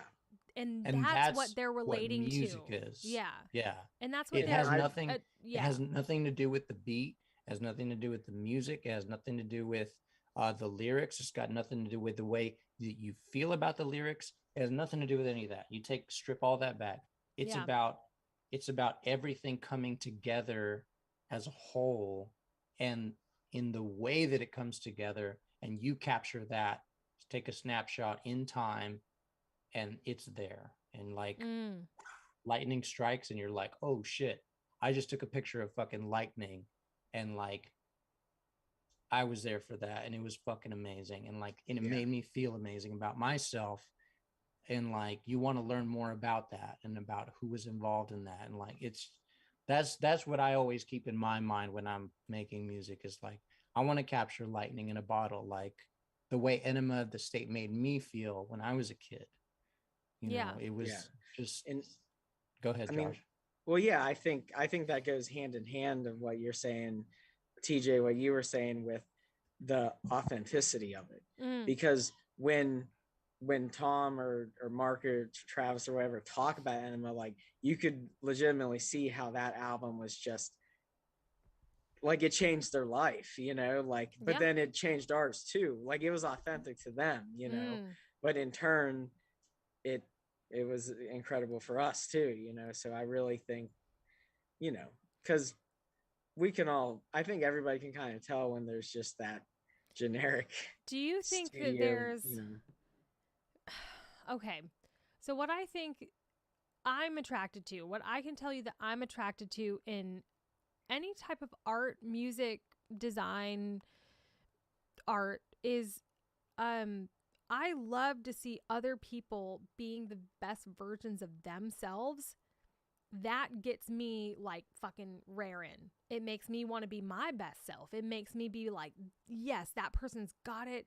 They're living their best life. They're doing what they're meant to do on this planet. It inspires me to do what I'm meant to do. That's what I gravitate towards. That's what attracts me to almost everything, even if I'm never going to be it. I'm never going to be a drag queen, but I love watching drag queens because I'm like, that person, you can just tell that there's a fire, that they're just like, I was put on this planet to do this and to feel this way and to present this to the world. And this is my art and this is what I'm doing. Any type of art, I feel like when you relate to it, even if it's like a print or a canvas or a painting, it's you're looking at that and being like, I feel that passion. Maybe it's the passion that people are attracted to, right? Like you were passionate about, like, honestly, if there's no passion behind art, people see through that. Maybe that's the phoniness. Maybe that's the thing that we're saying, that you can see that there's no fire or passion behind the creation of it. That's why people don't relate to it. So no matter what it is, if there's like some sort of like fiery creation, like passion behind it, you're gonna gravitate towards that, to be like, that's good art. Not because you like it, because you can appreciate and respect art even if it's not like your cup of tea, because you look at that and you're like, I know that took somebody, they must have gone through hell to create that, or whatever it may be. And I think that's what initially, as humans, for some reason, what connects us is seeing that there was some sort of passion or fire or life lived or experience that like contributed to that final product. And that's what we hinge on to, not necessarily the final product, just the fact that there was like an inspiration behind it, and we attract to that because innately makes us want to live up to our aspirations or inspirations in a way. Does that make sense? I don't know. I think people, there's a word that I have to. is a very positive word. It's very inspiring. It's a word, and it's excellence. Mm. I think we're all inspired by excellence. Like the people We're living to their fullest potential. we are like, yeah, we're drawn to it. It's like anybody that like is a fucking master or Yeah, just we're like like achieves drawn to it for some excellence reason, right? when For what with what some they do, reason.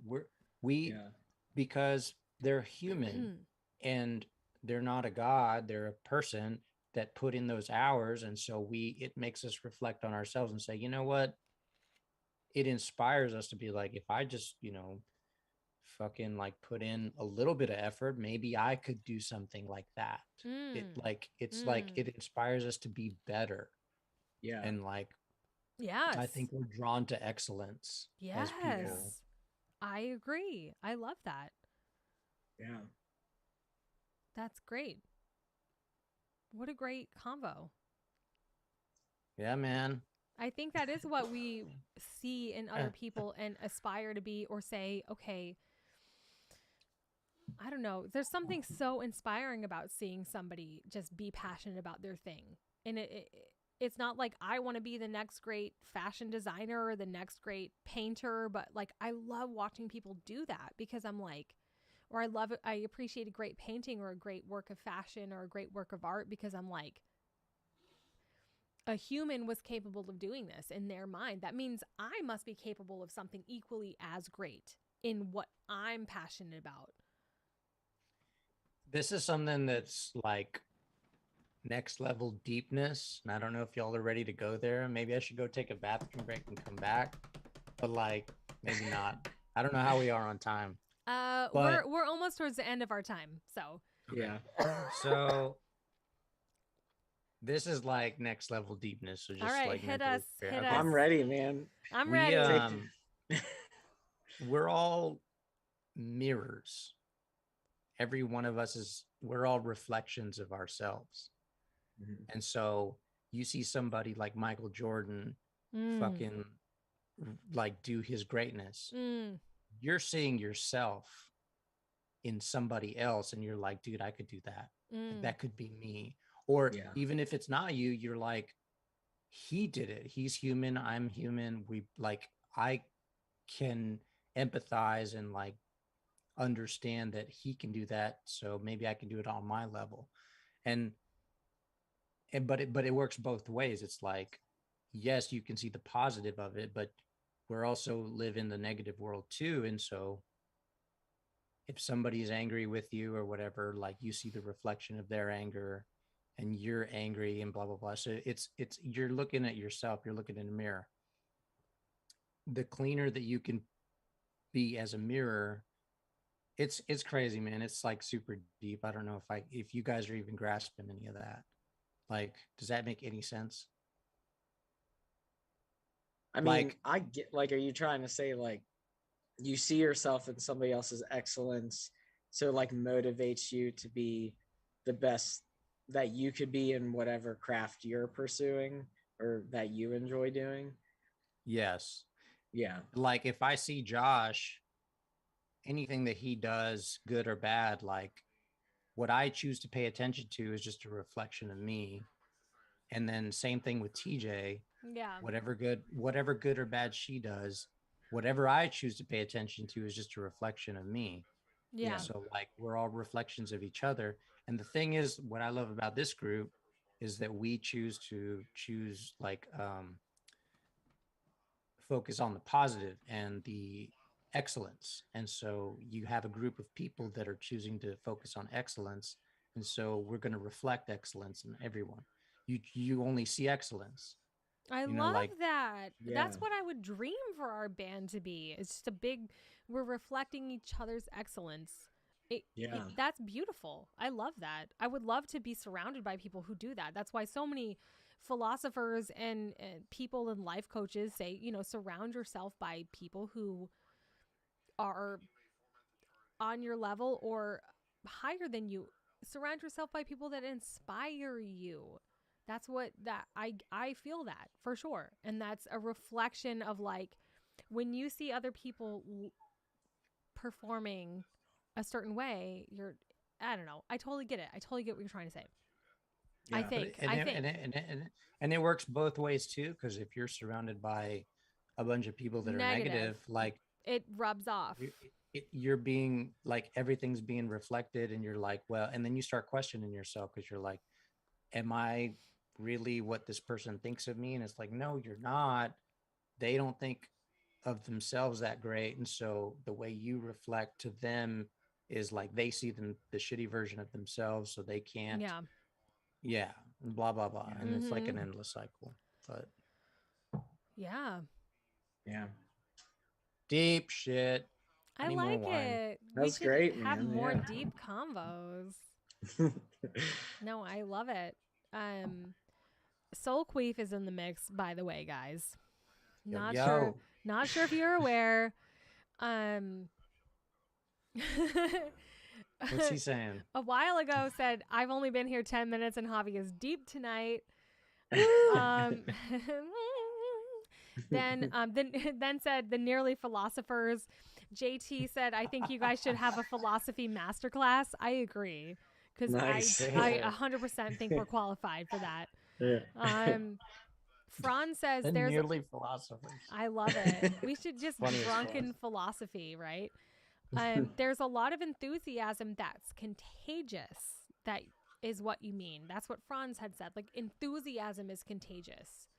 I love like I don't know, observing human nature. I think that contagiousness and that is kind of what we're talking about, right? Where we naturally want to be around other people who are enthusiastic or passionate about what they're doing, correct? Yeah. If you lean towards the positive or if you lean towards the negative, you're going to naturally gravitate towards people who are like bringing other people down. And we don't want to talk about that. That's lame. I only want to talk about people who strive for excellence and who want to reflect excellence. I love that you said that. It's so beautiful that you said that. Enthusiasm, passion, excellence. God, yes, those are my people, right? That's my shit that I want to be around. Why not? We only have one chance. The next time on the nearly philosopher. Yeah. All right, that's the end of that. But we did have a lot of love for, like I said, we were talking about like our favorite songs, a little bit of love for Evil Ways.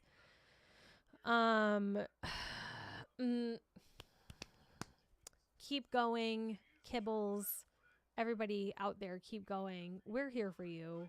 Anything that you guys need, we are here for you. Give for Valentine's Day. I mean, that's awesome. Yeah. Somebody That's earlier really cool. had asked what we were all doing for Valentine's Day. Do you guys have, plans? Homework. Yeah. Mine's pretty selfish though. I mean, I'm gonna try and get Amanda something sweet.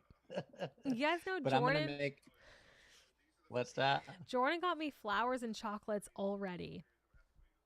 Aww, nice. And he really extends your Valentine's Day. And punctual. Awesome. He literally was like, now I don't have to buy it on Valentine's Day. He's like I just wanted to get it out of the way. He's also like notoriously bad with surprises, so like the fact that he's like, here's your flowers and chocolate, it's not unusual. He can't hold it until Monday. He's just like, here, I bought this, here's your Valentine. See, I'm the opposite. I'll be like, okay, I bought it. Or no, I'll wait till the last minute and be like, fuck, I probably have to buy something.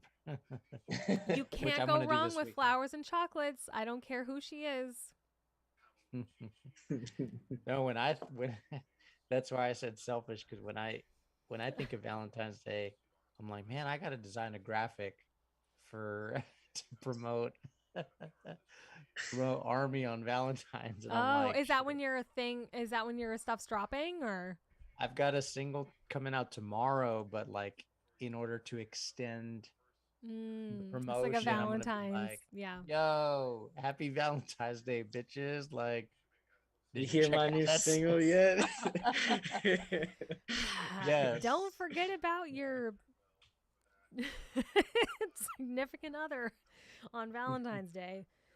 It doesn't take much. You I'll know, get her some flowers and chocolate tomorrow. It'll do be fine. it. Do it, please. Oh, Hoppy, so sweet. I know it. I know her. She'll be like, she'll love it. Okay, so I want to add one last thing. Okay, I love that somebody had come up with Valentine's Day because it didn't even really occur to me that was this week. Yeah. Um, do you two trust women who are like, I don't like flowers? What does that make you feel? Do you respect that, or are you just like, no, I'm getting you flowers anyway? Or are you Oh like, yeah. No, I get flowers anyway. okay. I think I women. don't know what else am I gonna get. Tickets to Spider-Man? I don't know. Yeah. I think There's tickets to go see Spider-Man. all women are liars. They pull shit to see what you're gonna do. They're like, oh, I don't like this, and then they wait to see if you actually do what they're wanting you to not Who do or hurt you, do. Javi? No, that's women. I'm dead serious. All right, can you It's all, all women. if you can think of the sweetest thing you guys ever did for somebody for Valentine's, can you think of something in the next couple minutes? Because we're like on the end of our time. I mean, so what if I said something that somebody did for me? Okay, sure. Why Because not? Yeah, why I not? have to say this. I'm not going to say who it was because obviously I'm single right now. Um, Why? one, Obviously, nobody knows. no, one of my exes for Valentine's Day, I came home and she left me roses by the stairs. Oh God, that's And fucking cute. God, that's that's pretty cute. good. It's That's like cute. because of all the small things, you know. Yeah, it's cute. So that's pretty cool. I've had like I've had Did you ever things leave delivered. roses by the stairs? I never have because it's she left me roses by the stairs. That's why that was thing. I've had like I've delivered roses to like where they've worked and stuff. So I don't know. Probably sucks. No, I dude. can't really think of it. I Dude, kind of getting try to block all that shit out dude, of my if you mind. give a girl flowers and they show up to where she's at work, like, man, that's awesome. Because Yeah, I've not done only that. are they fucking working, and it sucks, and they're working Valentine's weekend and Valentine's Day, but to get like flowers from a dude and like that's priceless. Like, do that every time you can, for sure. All right, so that was a good move on that. Okay, I got it. Do it to your sister, do it to your mom, do it to your grandma. Send flowers. Everyone loves getting flowers. I don't Yeah. trust women who are like, I don't like flowers. They just die. It's like, bitch, they're already cut because they're already at the flower shop. You didn't kill them. Yeah. You're a liar if you say you don't like flowers. Sorry. This is That's going to what give I me a said. lot of flack, but That's what I said originally. They all lie. They say they don't like flowers, and then they wait to see what the fuck you do. And if you're like, oh, I thought you said you didn't like flowers, and they're like, I lied, bitch. Like you just don't care about me, and you're I like, have oh. never told a man I didn't like flowers. I will tell you that right now. Not everybody is as authentic as me, I guess. There's one other time too. But I feel like those women, like something must have happened to them. Like they had somebody else in their life, like usually another man who's just like, flowers die. I don't fucking do that shit. And they're like, oh, you're right, I guess. And they squash their love. Or they had a woman or a grandmother or a mother who was just like, no, flowers, that's a waste of money and blah, blah, blah, blah, blah. There's always some reason behind it. But like, I swear to God, you send somebody flowers unexpectedly and they don't, how are you not going to smile? They're beautiful. And they're just beautiful. I don't know. Yeah. What were you gonna say, Josh? You were saying something. Oh, I can't remember. It was just a comment on probably something one of you two said. You I were said my cute Javi was talking Valentine's about Day. He like said, girls lie. I don't know. no, he was like, Josh was like, girls have all given me stuff for Valentine's Day. And like, I haven't given shit to nobody No, because I'm a no, boss. I've sent flowers to where they worked. I've sent flowers from the road before. Yeah, Oh, there I you did that. go. Yeah, so that was pretty cool. I mean, it didn't work. I'm single, but you know, but yeah, I That's don't think it's hilarious. about what you get, but it's about the gesture. Like it has to be thoughtful. Soulqueef said that they have done origami flowers, which I think is super beautiful, and that even takes more effort than buying flowers. So that's great.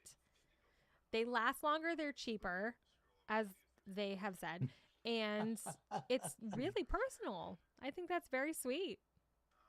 that's cool. I actually, if you guys, so behind me on my wall here, oh God, next to the hat, there is, this is a flower. That's the flower that Jordan gave me on our first date, and I kept it. Oh, that's awesome. And now we're married. So, and on our, and it's in the original paper and everything. He got me yellow paper and a turquoise ribbon because turquoise is my favorite color. And that was our very first date. And I still have it. So That's it awesome. means something. You know, at the end of the day, I think what means something to you will mean something to your significant other if it's the right person. Yeah. Like if you're on the same page. I don't know. Yeah, absolutely. Valentine's Day advice. It's like, I think it's all horseshit, to be honest. That's the stuff go I'm off, supposed go to be off, saying. I'm the single one. go off, Javi. Tell us why it's horseshit. It's just another holiday for people to be like, oh, you should buy more shit and give to your Our fucking. I first mean, date was not I a tell you what, holiday.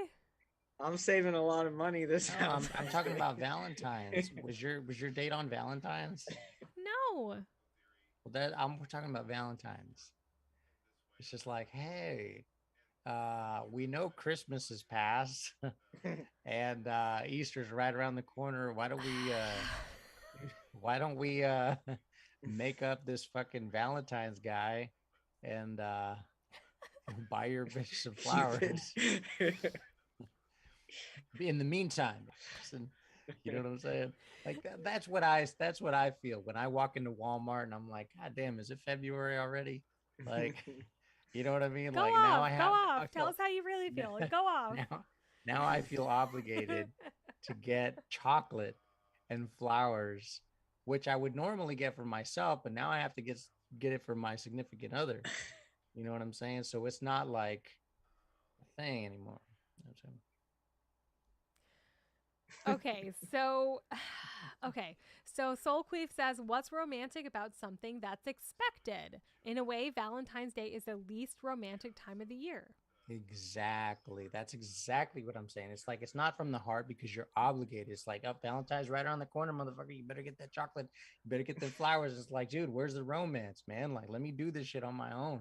And it's like, no, man. Like, Okay, we got Easter going around the corner, man. You could, so was You gotta East get those. You gotta you get gotta those get that flowers. fucking, you gotta get that flowers and chocolate, dude. so Like, is come on, Easter man. You're is late. Easter more romantic? I'm confused. Like why does it does not have to be a holiday to be fair. Um God, what do y'all have against Valentine's Day? Like what's the big Oh, God. deal? That's really funny. I what's romantic about something that's Valen- expected? Valentine's Day takes away the element of, hey, Spontaneity? like, yes, I would like to do this on my own to do it. You know what I mean? Because like if I gave you a flower or some chocolates on Easter, like Like it'd be weird. Or First of all, I Christmas. better be getting chocolates on Easter and Christmas. I don't even really. Okay. So you need chocolate on Christmas, you need it on Easter, you need it on Valentine's Day. I Goddamn, need it like, on my birthday. I need it on Tuesday. I need it on the 5th it's of the Labor month Day, because I'm having a motherfucker. bad. Where's my chocolate?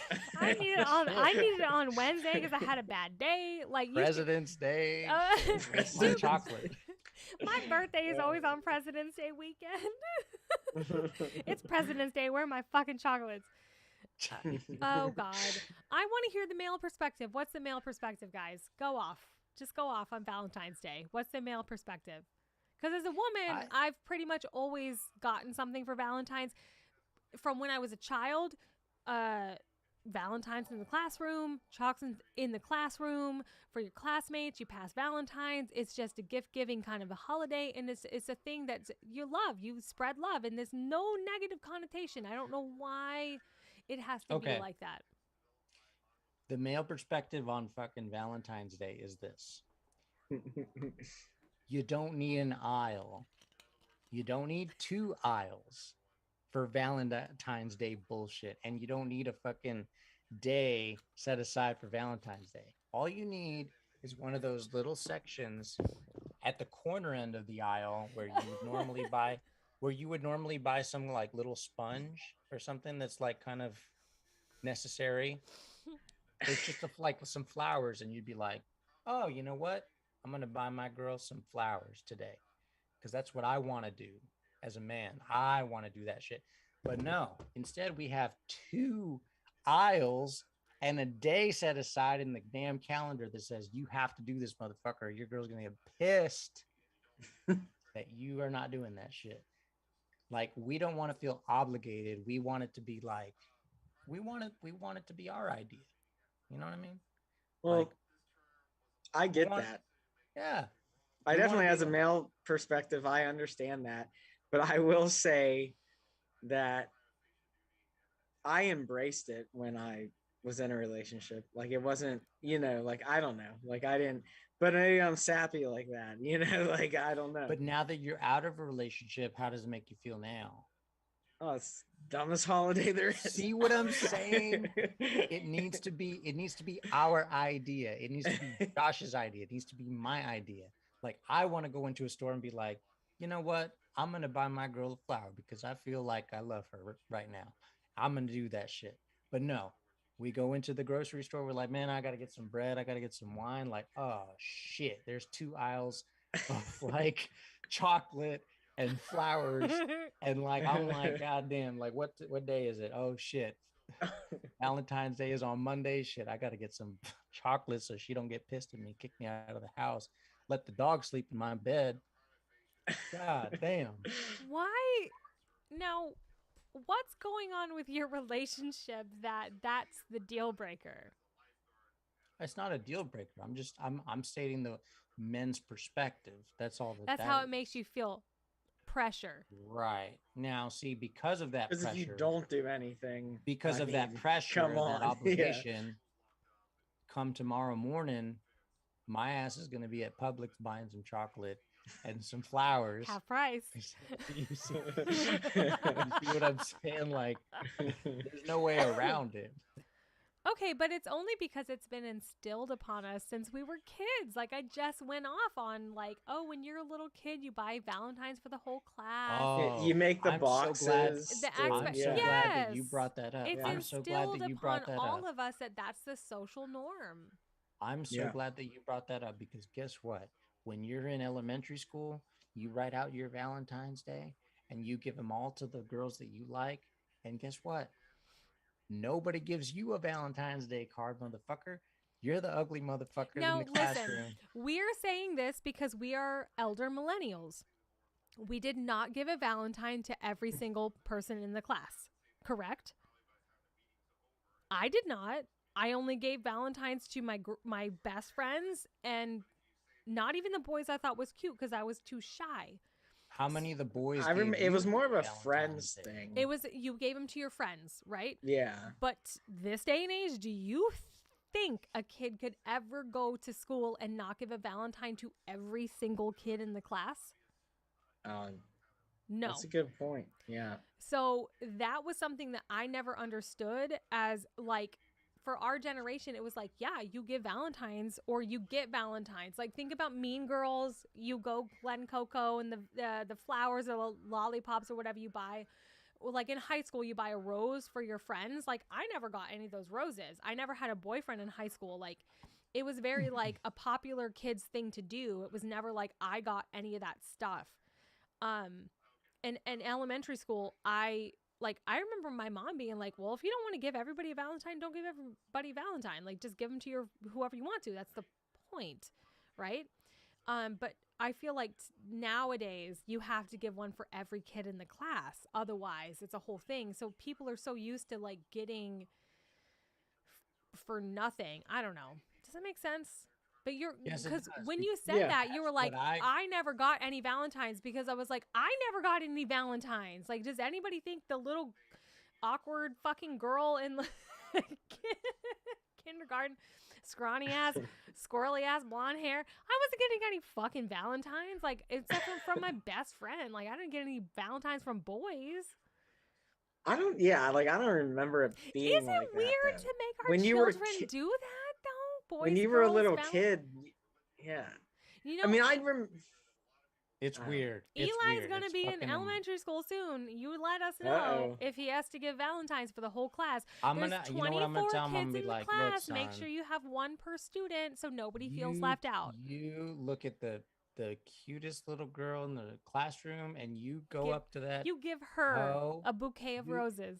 you go up to that 4-year-old chocolates. hoe, and you give her a fucking rose, and you say, "Look, bitch, I don't know about these other kids in here, but you're mine, and this rose is yours, and we gonna go places." That's how. Okay, so JT You says, guys. How's that? "Oh, go for it, Josh. What were No, you gonna no, say?" no. You're good. You're good. No, I want to know what JT said.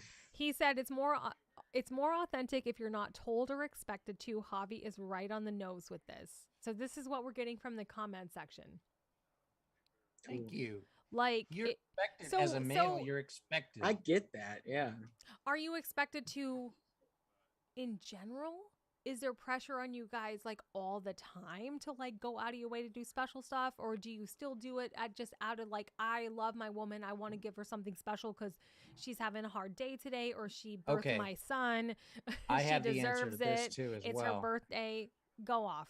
If you are in a relationship, you never, and maybe I don't know, maybe Jordan's the exception, but you never have an opportunity to come up with and formulate your own thought to be like, you know what, I'm going to do something special for my woman today. Why do you say that?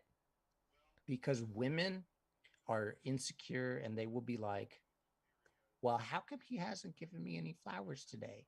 It's Valentine's. I haven't gotten my box of chocolates today. Like, Wait, how no, come we no, no. haven't But gone- you said how come we before you haven't- mentioned Valentine's, you said women are insecure. How come we haven't gone to the movies? It's been so long. You don't ask me to go to the movies. You go to the movies with your friends, but you don't go to the movies with me anymore. Like, you know what I'm saying? You're laughing That because you know sounds it's very true. specific. We don't. that sounds. We don't ever have our own ideas about what Well, why we do would you like to say do for our that? women. We don't have our own idea. We don't Why have do our you own say ideas. that? We don't have our own ideas of what we would like to do for our women because you beat us to the punch. You're already with like you're with a list of like 10 ideas that, well, we should have been doing this. And like, we should have been doing, how come we haven't gone on a vacation? It's been a long time. I haven't seen the beach in a long time. You know that Tennessee is landlocked. I haven't seen my grandmother in 5 years. Landlocked. Like, well, you know what I'm saying? Like, dude, we don't have enough time. We can't catch up to the myriad of ideas that y'all have. Josh, us to give do us for the you. single man's take on this, please. Oh man, well, yeah, I don't feel like I'm qualified to talk about it. I don't know. I mean, I Do you I don't know. feel like know, you one thing you cannot- forget, one thing that I think you have to take into account is the type of guy as well. Like I've known some shit guys that don't do anything. Look at Javi's face. I can't. Oh no, that was the wild card. He didn't see that coming. It damn depends it, on the Josh. type of guys. You know, like I mean, there are some shitty guys. Not to say there aren't shitty girls too, Not in but this band. no, I'm not talking about this circle of love and friendship and box of chocolates. And No, I'm excellence, just saying, our you circle know, of I mean, excellence. yeah, our circle of excellence. Yeah, I think, you know. Dude, Positivity Train has been rebranded as the Circle of Excellence. I take no prisoners See, on that now one. It I is can it. I can get behind that. I The can get Circle of behind that for Excellence. sure. I love it. Yeah, that I sounds just nice. I really do like hearing the perspective. I feel like you guys are a little bit more honest with me than my husband's. But he's probably definitely going to be like, I agree. Like I You know why he's not honest with you? because he bought me flowers and chocolate today, and he just does everything I want just because we're soulmates. I don't know. Well, he wants to make you happy. I don't. You're Because- looking at it all the wrong because- way. It's so Like easy. That's the thing. We're just like, yo, just buy us a $5 box of chocolates on Valentine's Day, and we're fucking cha-ching. Yours. It's so easy. And y'all act like we're like the fucking most complicated puzzle on the planet, and it's like all you really have to do is flowers and chocolates on Valentine's Day. It's so easy. And y'all want to make it so complicated. I don't want to feel obligated. Whatever. And we're just like, we're here giving you the fucking key, and you're like, I don't know. in a way. I'm very paraphrasing, and you know, everyone's different. Everyone has a different love language. I get it. I want to, Josh, finish what you were going to say. Oh no, I mean that was really it. You know, I think you know, it depends on, like Jordan wants to make you happy. I don't think he personally probably doesn't feel obligated, as Javi's saying, but there are some guys that do, you know. I never felt obligated. I told you guys earlier I embraced it, you know. So it really just depends on the type of guy and girl. It goes back to you saying the girls that say I hate flowers, I don't like flowers, they die, you know. It just depends, like, you know. Have y'all been with somebody who's like, I hate flowers? No, No? Okay. but there are those kind out there. There are those kind. I respect that. It's fine. If that's not your thing, then great. It's not your thing. The communication, I respect. Please do not buy me flowers. I would prefer that you take me to a nice dinner or you do something else to express your love to me. That's a good sign. Communication. Yeah. Yeah. Yeah. Communicate, hobby. I think it's all bullshit, to be honest. Just love. It's all bullshit. Meeting your partner's needs. Bullshit. I think what happens is that, okay, Not just their needs, but like their wants and their desires. Like, yeah, I don't need flowers. I need electricity. I need the bills paid. I don't need flowers. But is it nice? Does it cheer me up? Does it make me happy? Do I love flowers? Absolutely. So does he do that for me? Yes. And it makes me feel incredibly special and fun because he's thought of me in that moment to be like, I'm going to bring you some flowers. And you know what? Fuck it. Yeah. It's fucking 3 days for Valentine's Day. So, okay, so it is spontaneous. It was unexpected, and it did make my day. That's great. But you all already know Jordan, so just you already know. And it's taken me, you all know, not to get really deep and emotional here, but so long to get to this point where I found somebody like him and where I appreciate somebody like him and where I give the same as he gives to me. You know what I'm saying? Like this doesn't just fucking happen, people. I want everyone listening and watching to know that this just didn't come out of nowhere. All right, so we've he both had loses the battles. so many relationships prior to meeting each other that it's like to find somebody like this is rare and it's special, and that's why we're married. So He loses the battles. He says, you know what? I can afford to lose some men here. Just give her what she wants. But he's not losing the war. what the The fuck? Damn, war. dude, you What guys the are. fuck does that mean? That means that men are willing to compromise with their women to make them happy because they know what's going on in the undergrounds, in the back No, caverns of the where everyone should be willing to compromise for the betterment of their person. Like the most women don't compromise. one of the most fulfilling things for me, this might get me into some deep water, but I do love seeing Jordan happy, and I live to see him be happy. Do you guys know how many What makes Jordan happy? Pokemon cards? Do you know how many Do you know how many Pokemon cards are in my house right now? But just letting him have his independence, his freedom, supporting him, seeing That's amazing. each other happy makes us happy. Like I like to see him happy. I would never like take anything that makes him happy away from him, which I've seen in a lot of relationships where people say, oh, this makes you very, very happy. And they get threatened by it and they try to squash it and they try to say, oh, I'm seeing you get happy, but it's from something that's not me. That's where that insecurity does come into play with certain humans. It could be men or women. I've experienced it with men in my life where they're so insecure that like if you're achieving a lot outside of that relationship that's making you extremely fulfilled and happy, they're very threatened by it and they therefore lash out at that. Like they try to downplay your success, your music, your career, your friendships, right? So it can definitely be a both ways scenario. I don't know.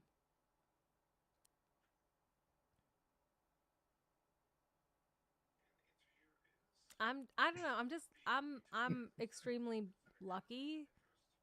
I don't know. I don't even think of it as lucky. I've been through a lot. So, Well, Yeah. if you've seen some wear on your tires, and Jordan is the one that has come up and been like, you know what, like this tire's got some more tread on it left still. Like y'all work perfect for each what other. You if know what he I'm was saying? the used tire and I was the one saying, "Well, this tire's got some more wear on it." What about that? I mean, it could work both ways because he's been in relationships that have not been that great either, Yeah, right? we all have. Don't you agree? Yeah, I mean, the weared tire example is mainly what I mean by that is experience.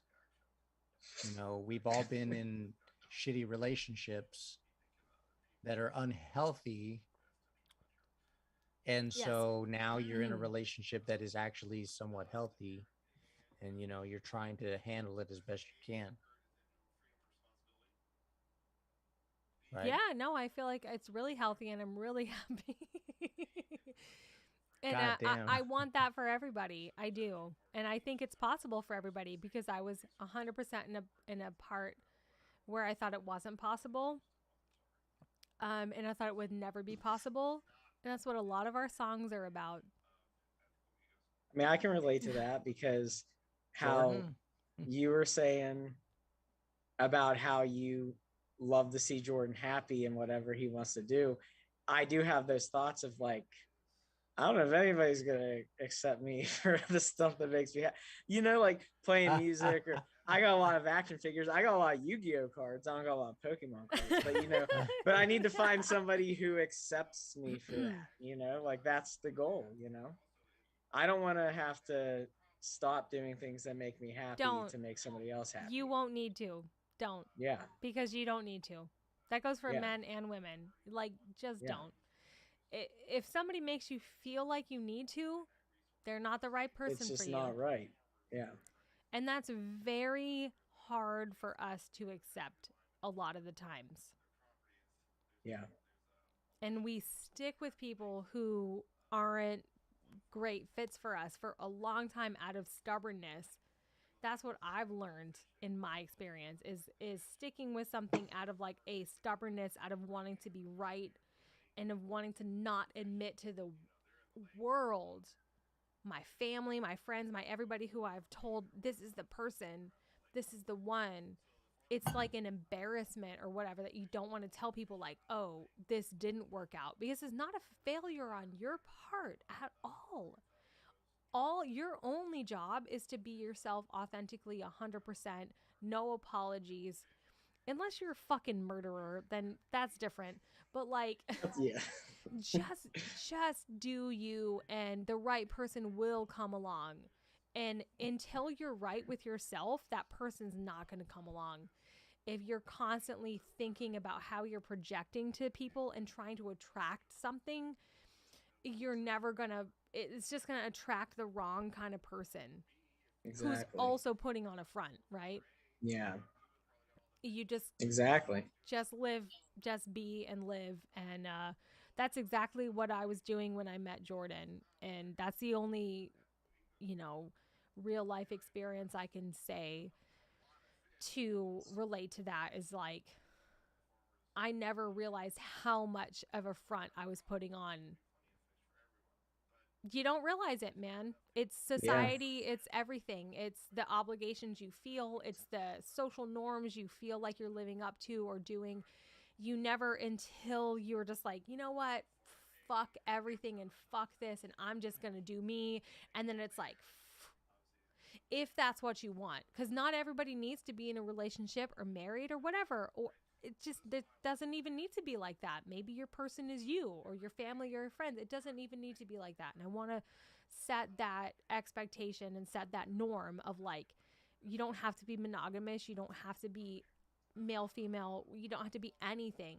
You can be totally content by yourself, but you're never going to attract, like, if what you want is like a heteronormative relationship, you're never going to attract the person unless you're like fully comfortable just being yourself in your own skin and being like, this is who I am, take it or leave it. Because guess what? The right person's going to be like, that is exactly what I want. Yes, I'm down. And without even trying, they're gonna just do and want and see all the good in you, and it just gels. It's possible, it happens, and anybody who tells you otherwise is just fucking bitter and lonely and lying. I think it's bullshit. No, no, Javi. No, that's absolutely right. You know, No. and that was really What well happens- said. What Javi, happens don't... is Sorry, I'm so in love, you guys. no, that's super. I believe in what you said, TJ. God damn it, Josh, that listen to the voice of reason. No, you're Go not on, the voice go of on, reason. Javi. What happens is you lie your way into whatever the fuck you can get your pants into. And what happens is what happens Damn, is you find somebody that sees through your bullshit and that says, hey, you're full Or of shit. you could You're- just no, be no, yourself from the start, like TJ is saying. What they do is they No, go and they pull you by the collar and they say, hey, you're full of shit, and I know that you're full of shit, but I still love you anyway. And that's why you're together. Because you may be able to lie to yourself, but you can't lie to me because I see through your bullshit. You I can't think a lot of bullshit a personal bullshitter. things. I think you That's guys what are. love, bro. That's what love is. I think you guys are find literally somebody- just explaining your relationships and how they work and why they work. You find somebody that doesn't. That's funny. I You think that's find beautiful, somebody- man. Yeah. That's awesome. Absolutely. I think that's beautiful. Soul Queef says, bitter and lonely. Yep, that's me. Oh no, dude. We're here for you. Should we start a Nearly Dead's dating game? So we have the Nearly Does Philosophers, or the Nearly Philosophers. We got the Nearly The nearly in loves. The Dude, nearly dead. It's Wait. nearly newlyweds and nearly deads. That's the saying that Yeah. beside the name. This Yeah. Nearly married. the newlyweds and nearly deads. Yeah. That's the inspiration behind the name. So, the newlywed game. Y'all Yeah. ever watch the newlywed game where they try to like guess like what the spouse is gonna say? Like, I've seen it. Yeah. yeah, that would be fun. But that's like really like behind the namesake of the band. I don't know. Yeah. Newlyweds and nearly deads move to Florida. That's it. Y'all know that by now. So Valentine's Day plans? No. I'll be at school. When does I'm the getting new some chocolates and flowers tomorrow for my significant other. You cannot So. tell me that Amanda's not gonna be like, oh my god, Javi. Oh yeah, she'll be like, oh my god, and then 2 weeks later she'll be like, well, why don't we ever do anything sweet together? I'm like, I just bought you chocolate and flowers. She'll be like, yeah, but like I want more from you, and I'll be like, you have my heart and soul. What more do you want? Like, you got my life. You know what? We want you to take the trash out. We want you to do the dishes. Oh, I take the trash out without being asked. We want you to be like, you know what? Here's $50. Go get a manicure. We want you to. See, Josh, this is what I mean. They want more. They don't. It's like I give you my heart. I feel give like you we're my just soul. Wait, talking what in do you circles. guys I give want? you my heart. I give you my soul, and you're like, yeah, but how about them $50 to go get a pedicure and Okay, manicure? so what Can I have do you that? guys want? Like peace and quiet? Like what is it? Kevin Samuel said it best. Cooperation. Yeah. Okay, so does that mean like settling for less so you can be more content? Because we don't vibe with that. Sex, silence, sandwich. You guys are like on two opposite ends of the spectrum. It's so crazy. I think where women get fucked up is the silence part. It's not not in their vocabulary. I don't think it's in our instincts. So Bingo. okay, Soulqueef said, I'll be working. Y'all can send me flowers at work. Please DM us your address and do not think we will not send you flowers. Flowers will be sent to You Soul Cleave. better fucking send us your address and where you fucking work. We will fucking send you flowers with a card that says we celebrate your excellence because we love you so much. Okay. Doolin says, I'd like to find a new place to live so I never have to speak to my shit family ever again. Oh, man. We want women to stop seeing us as tools. What do you guys, what's your take? Women only want something from us when it's convenient for them. So it's like, okay, you just complained and talked trash about me the entire day for something you didn't like for me to do, but then you turn around and you want me to open up your fucking pickle jar because you can't get it open. Can you open a pickle jar, TJ? Yes. Can you open a Gatorade bottle? Oh, dude, it's hard, but yes. See what I'm saying? Listen, She don't was fuck like, with me. oh, dude. I just had man, I'm about to COVID break and a I bought a sweat thinking about 6-pack of fucking Gatorade and I opened that She shit. was like- Jordan was on the couch. She Jordan was like, on the "Oh, couch dude." and I bought the Gatorade. And guess who opened the Gatorade? Me. She was like, you know what? It's really hard, but yes, I can do it. So All I can say from the female perspective is you guys are absolutely right. And anyone who makes you feel that way is like 100% just not the woman. Have I done that to men in the past, the distant past? I'm not going to lie, like for sure. And it was never because I needed, did I ever need a guy to like change my tire? No, because guess what? I can call AAA. I can have a tow to the tire shop. I am perfectly capable of doing that. But when some dude wants to play rescue and like change my tire and buy a tire and blah, blah, blah, blah, blah, guess what? Then we feel there's an expectation in return for that. So what's your response to that? Like, guys do all these things and it's like they expect a relationship in return. Well, then why do you allow them to do that? Like, don't you have a choice to not let them change your tire, or like, can you say I've no? literally had times where I'm just like, I'm okay, I don't need you to do that, and they're like, oh no, it's fine, and it's like, all right, yeah, no, I'm gonna let you fucking do it. Guess what? It saves me money and time and effort. So it's like that opportunist works both ways, because I feel like you talked about that earlier, where you're just like, oh well, if they're gonna do it, then why not? Like I think that's, I don't know, and I don't want anyone to think that that's taking advantage of somebody, but it's like, well, if somebody's going to offer, then why am I going to say no? Okay, it's wrong if you accept not knowing that they expect something. But if you know they expect something and you still let them do it, it's like you may be taking advantage of them Yeah. because you already know that they expect Yeah. something. So it's like, Vice versa. If you offer with the expectation, then it's also wrong. Do you that's true agree too. with that? Yeah. Yeah, I that's think true too. that's a little bit of like where we're at with that. It can be, that's a lack of communication, a lack of whatever. And so that's when people use each other. And that's when you get lyrics to a song like I Said, where you're just like, I understand all the games that you play. It, we all have done it. We've all been there and we've all done that. So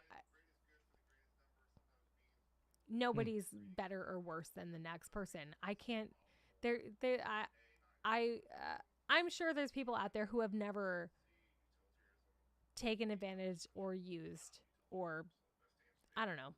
What's the best way of saying it? Taken advantage, like, okay, this guy's into me, he's gonna buy me new tire, maybe I'll kind of so he buys me new tire. I don't know, is that wrong, is that bad? It probably was, but that was like years ago, so it's like I don't feel bad about it anymore. I think men get taken advantage of for their resources, and women get taken advantage of for their sexuality. Mm-hmm. Yeah, I would say that you're correct about that. Josh, So what do it's you think? it's a Yeah, I jambalaya. agree. No, I don't I need agree. my Gatorade bottles opened, but if you're offering to pay for dinner when I have no money, or if you're offering to buy me a tire when I have no money, then maybe there'll be a little bit of this or that. And this could be somebody you've already fucking slept with. It could be somebody you already are like having a semi relationship with. You know? In their pants, Yeah. and they're like, "Yeah, you might get it. Give me a Mm, tire first, and we'll isn't see." that weird how people are like very like, it's very on that fine line of like, can I sleep with you? It's always men and women. And now I'm not lesbian, gay, whatever. So I can't speak to the other end of the spectrum. Maybe it's true, but I feel like that there's a fine line between like men and women with like, are we gonna sleep together? Are we not? Da, da, da, da. It's like when you first meet, sometimes there's like a really fine line of like, I'm doing all this for you because I think I can sleep with you. Obviously, because you're trying to date. I mean, that's obvious. So like, I don't think that's really that big of a deal. I don't think that there's like something for nothing. I don't think, and this goes back to like biblical times where it's like, Jesus fed 5,000 people fish or whatever, and like he didn't sleep with any of them. Like he did it out of the graciousness of his heart. Like, but we, us human, raggedy, filthy creatures, were like, You want some of my fish? Let me get that ass. You know what I'm saying? Like, Oh my god. like, but like, Oh my god. I'm just saying, like we're so self-absorbed and like so in tune Isn't with our that desire. weird? I think that's so weird. That's one of the weirdest parts of like humanity to me. It just in It general. resonated for sure because it's true. It's just like I don't know. Why It's did a we evolve that way? you know That what like you know what that was the you know what I bargaining think it chip. is. I think Josh it's is uncomfortable. No, sorry yo, sorry Josh. I gotta go make more coffee and do homework, so I I'm know. gonna get going. We're way over. We're 'Cause you way guys over are our starting to time. get deep now. All right. This is the last thought. This is the last thought before you leave. Final thoughts, and we're done. We're way over time today. Thank you guys all for joining us. Thank you patrons for contributing. Thank you fans, everybody around the world for appreciating us. We love you guys. I think I think it's a sickness. I think it's a lack of confidence within ourselves. Because if we were confident, we wouldn't need any of that desire. We wouldn't need anything from other people. We would be like, no, I'm good. But we're sick and we have desire and we're like, I'm not worthy. So I need something from you. I need something from you. I need to get something from you. Every person you meet, everyone we meet, we're like, I need something from you to make me feel whole because we're not whole. Deep. Deep. Bam. Deep. Deep. All right. Bye, Josh. All right, Bye, guys. Thank you guys all for joining us tonight. This was a lot of fun. Our goodbye, our farewell took an extra hour, and we appreciate you guys. But we are gonna leave you. Thank you guys so much for joining us. Bye, Bucky.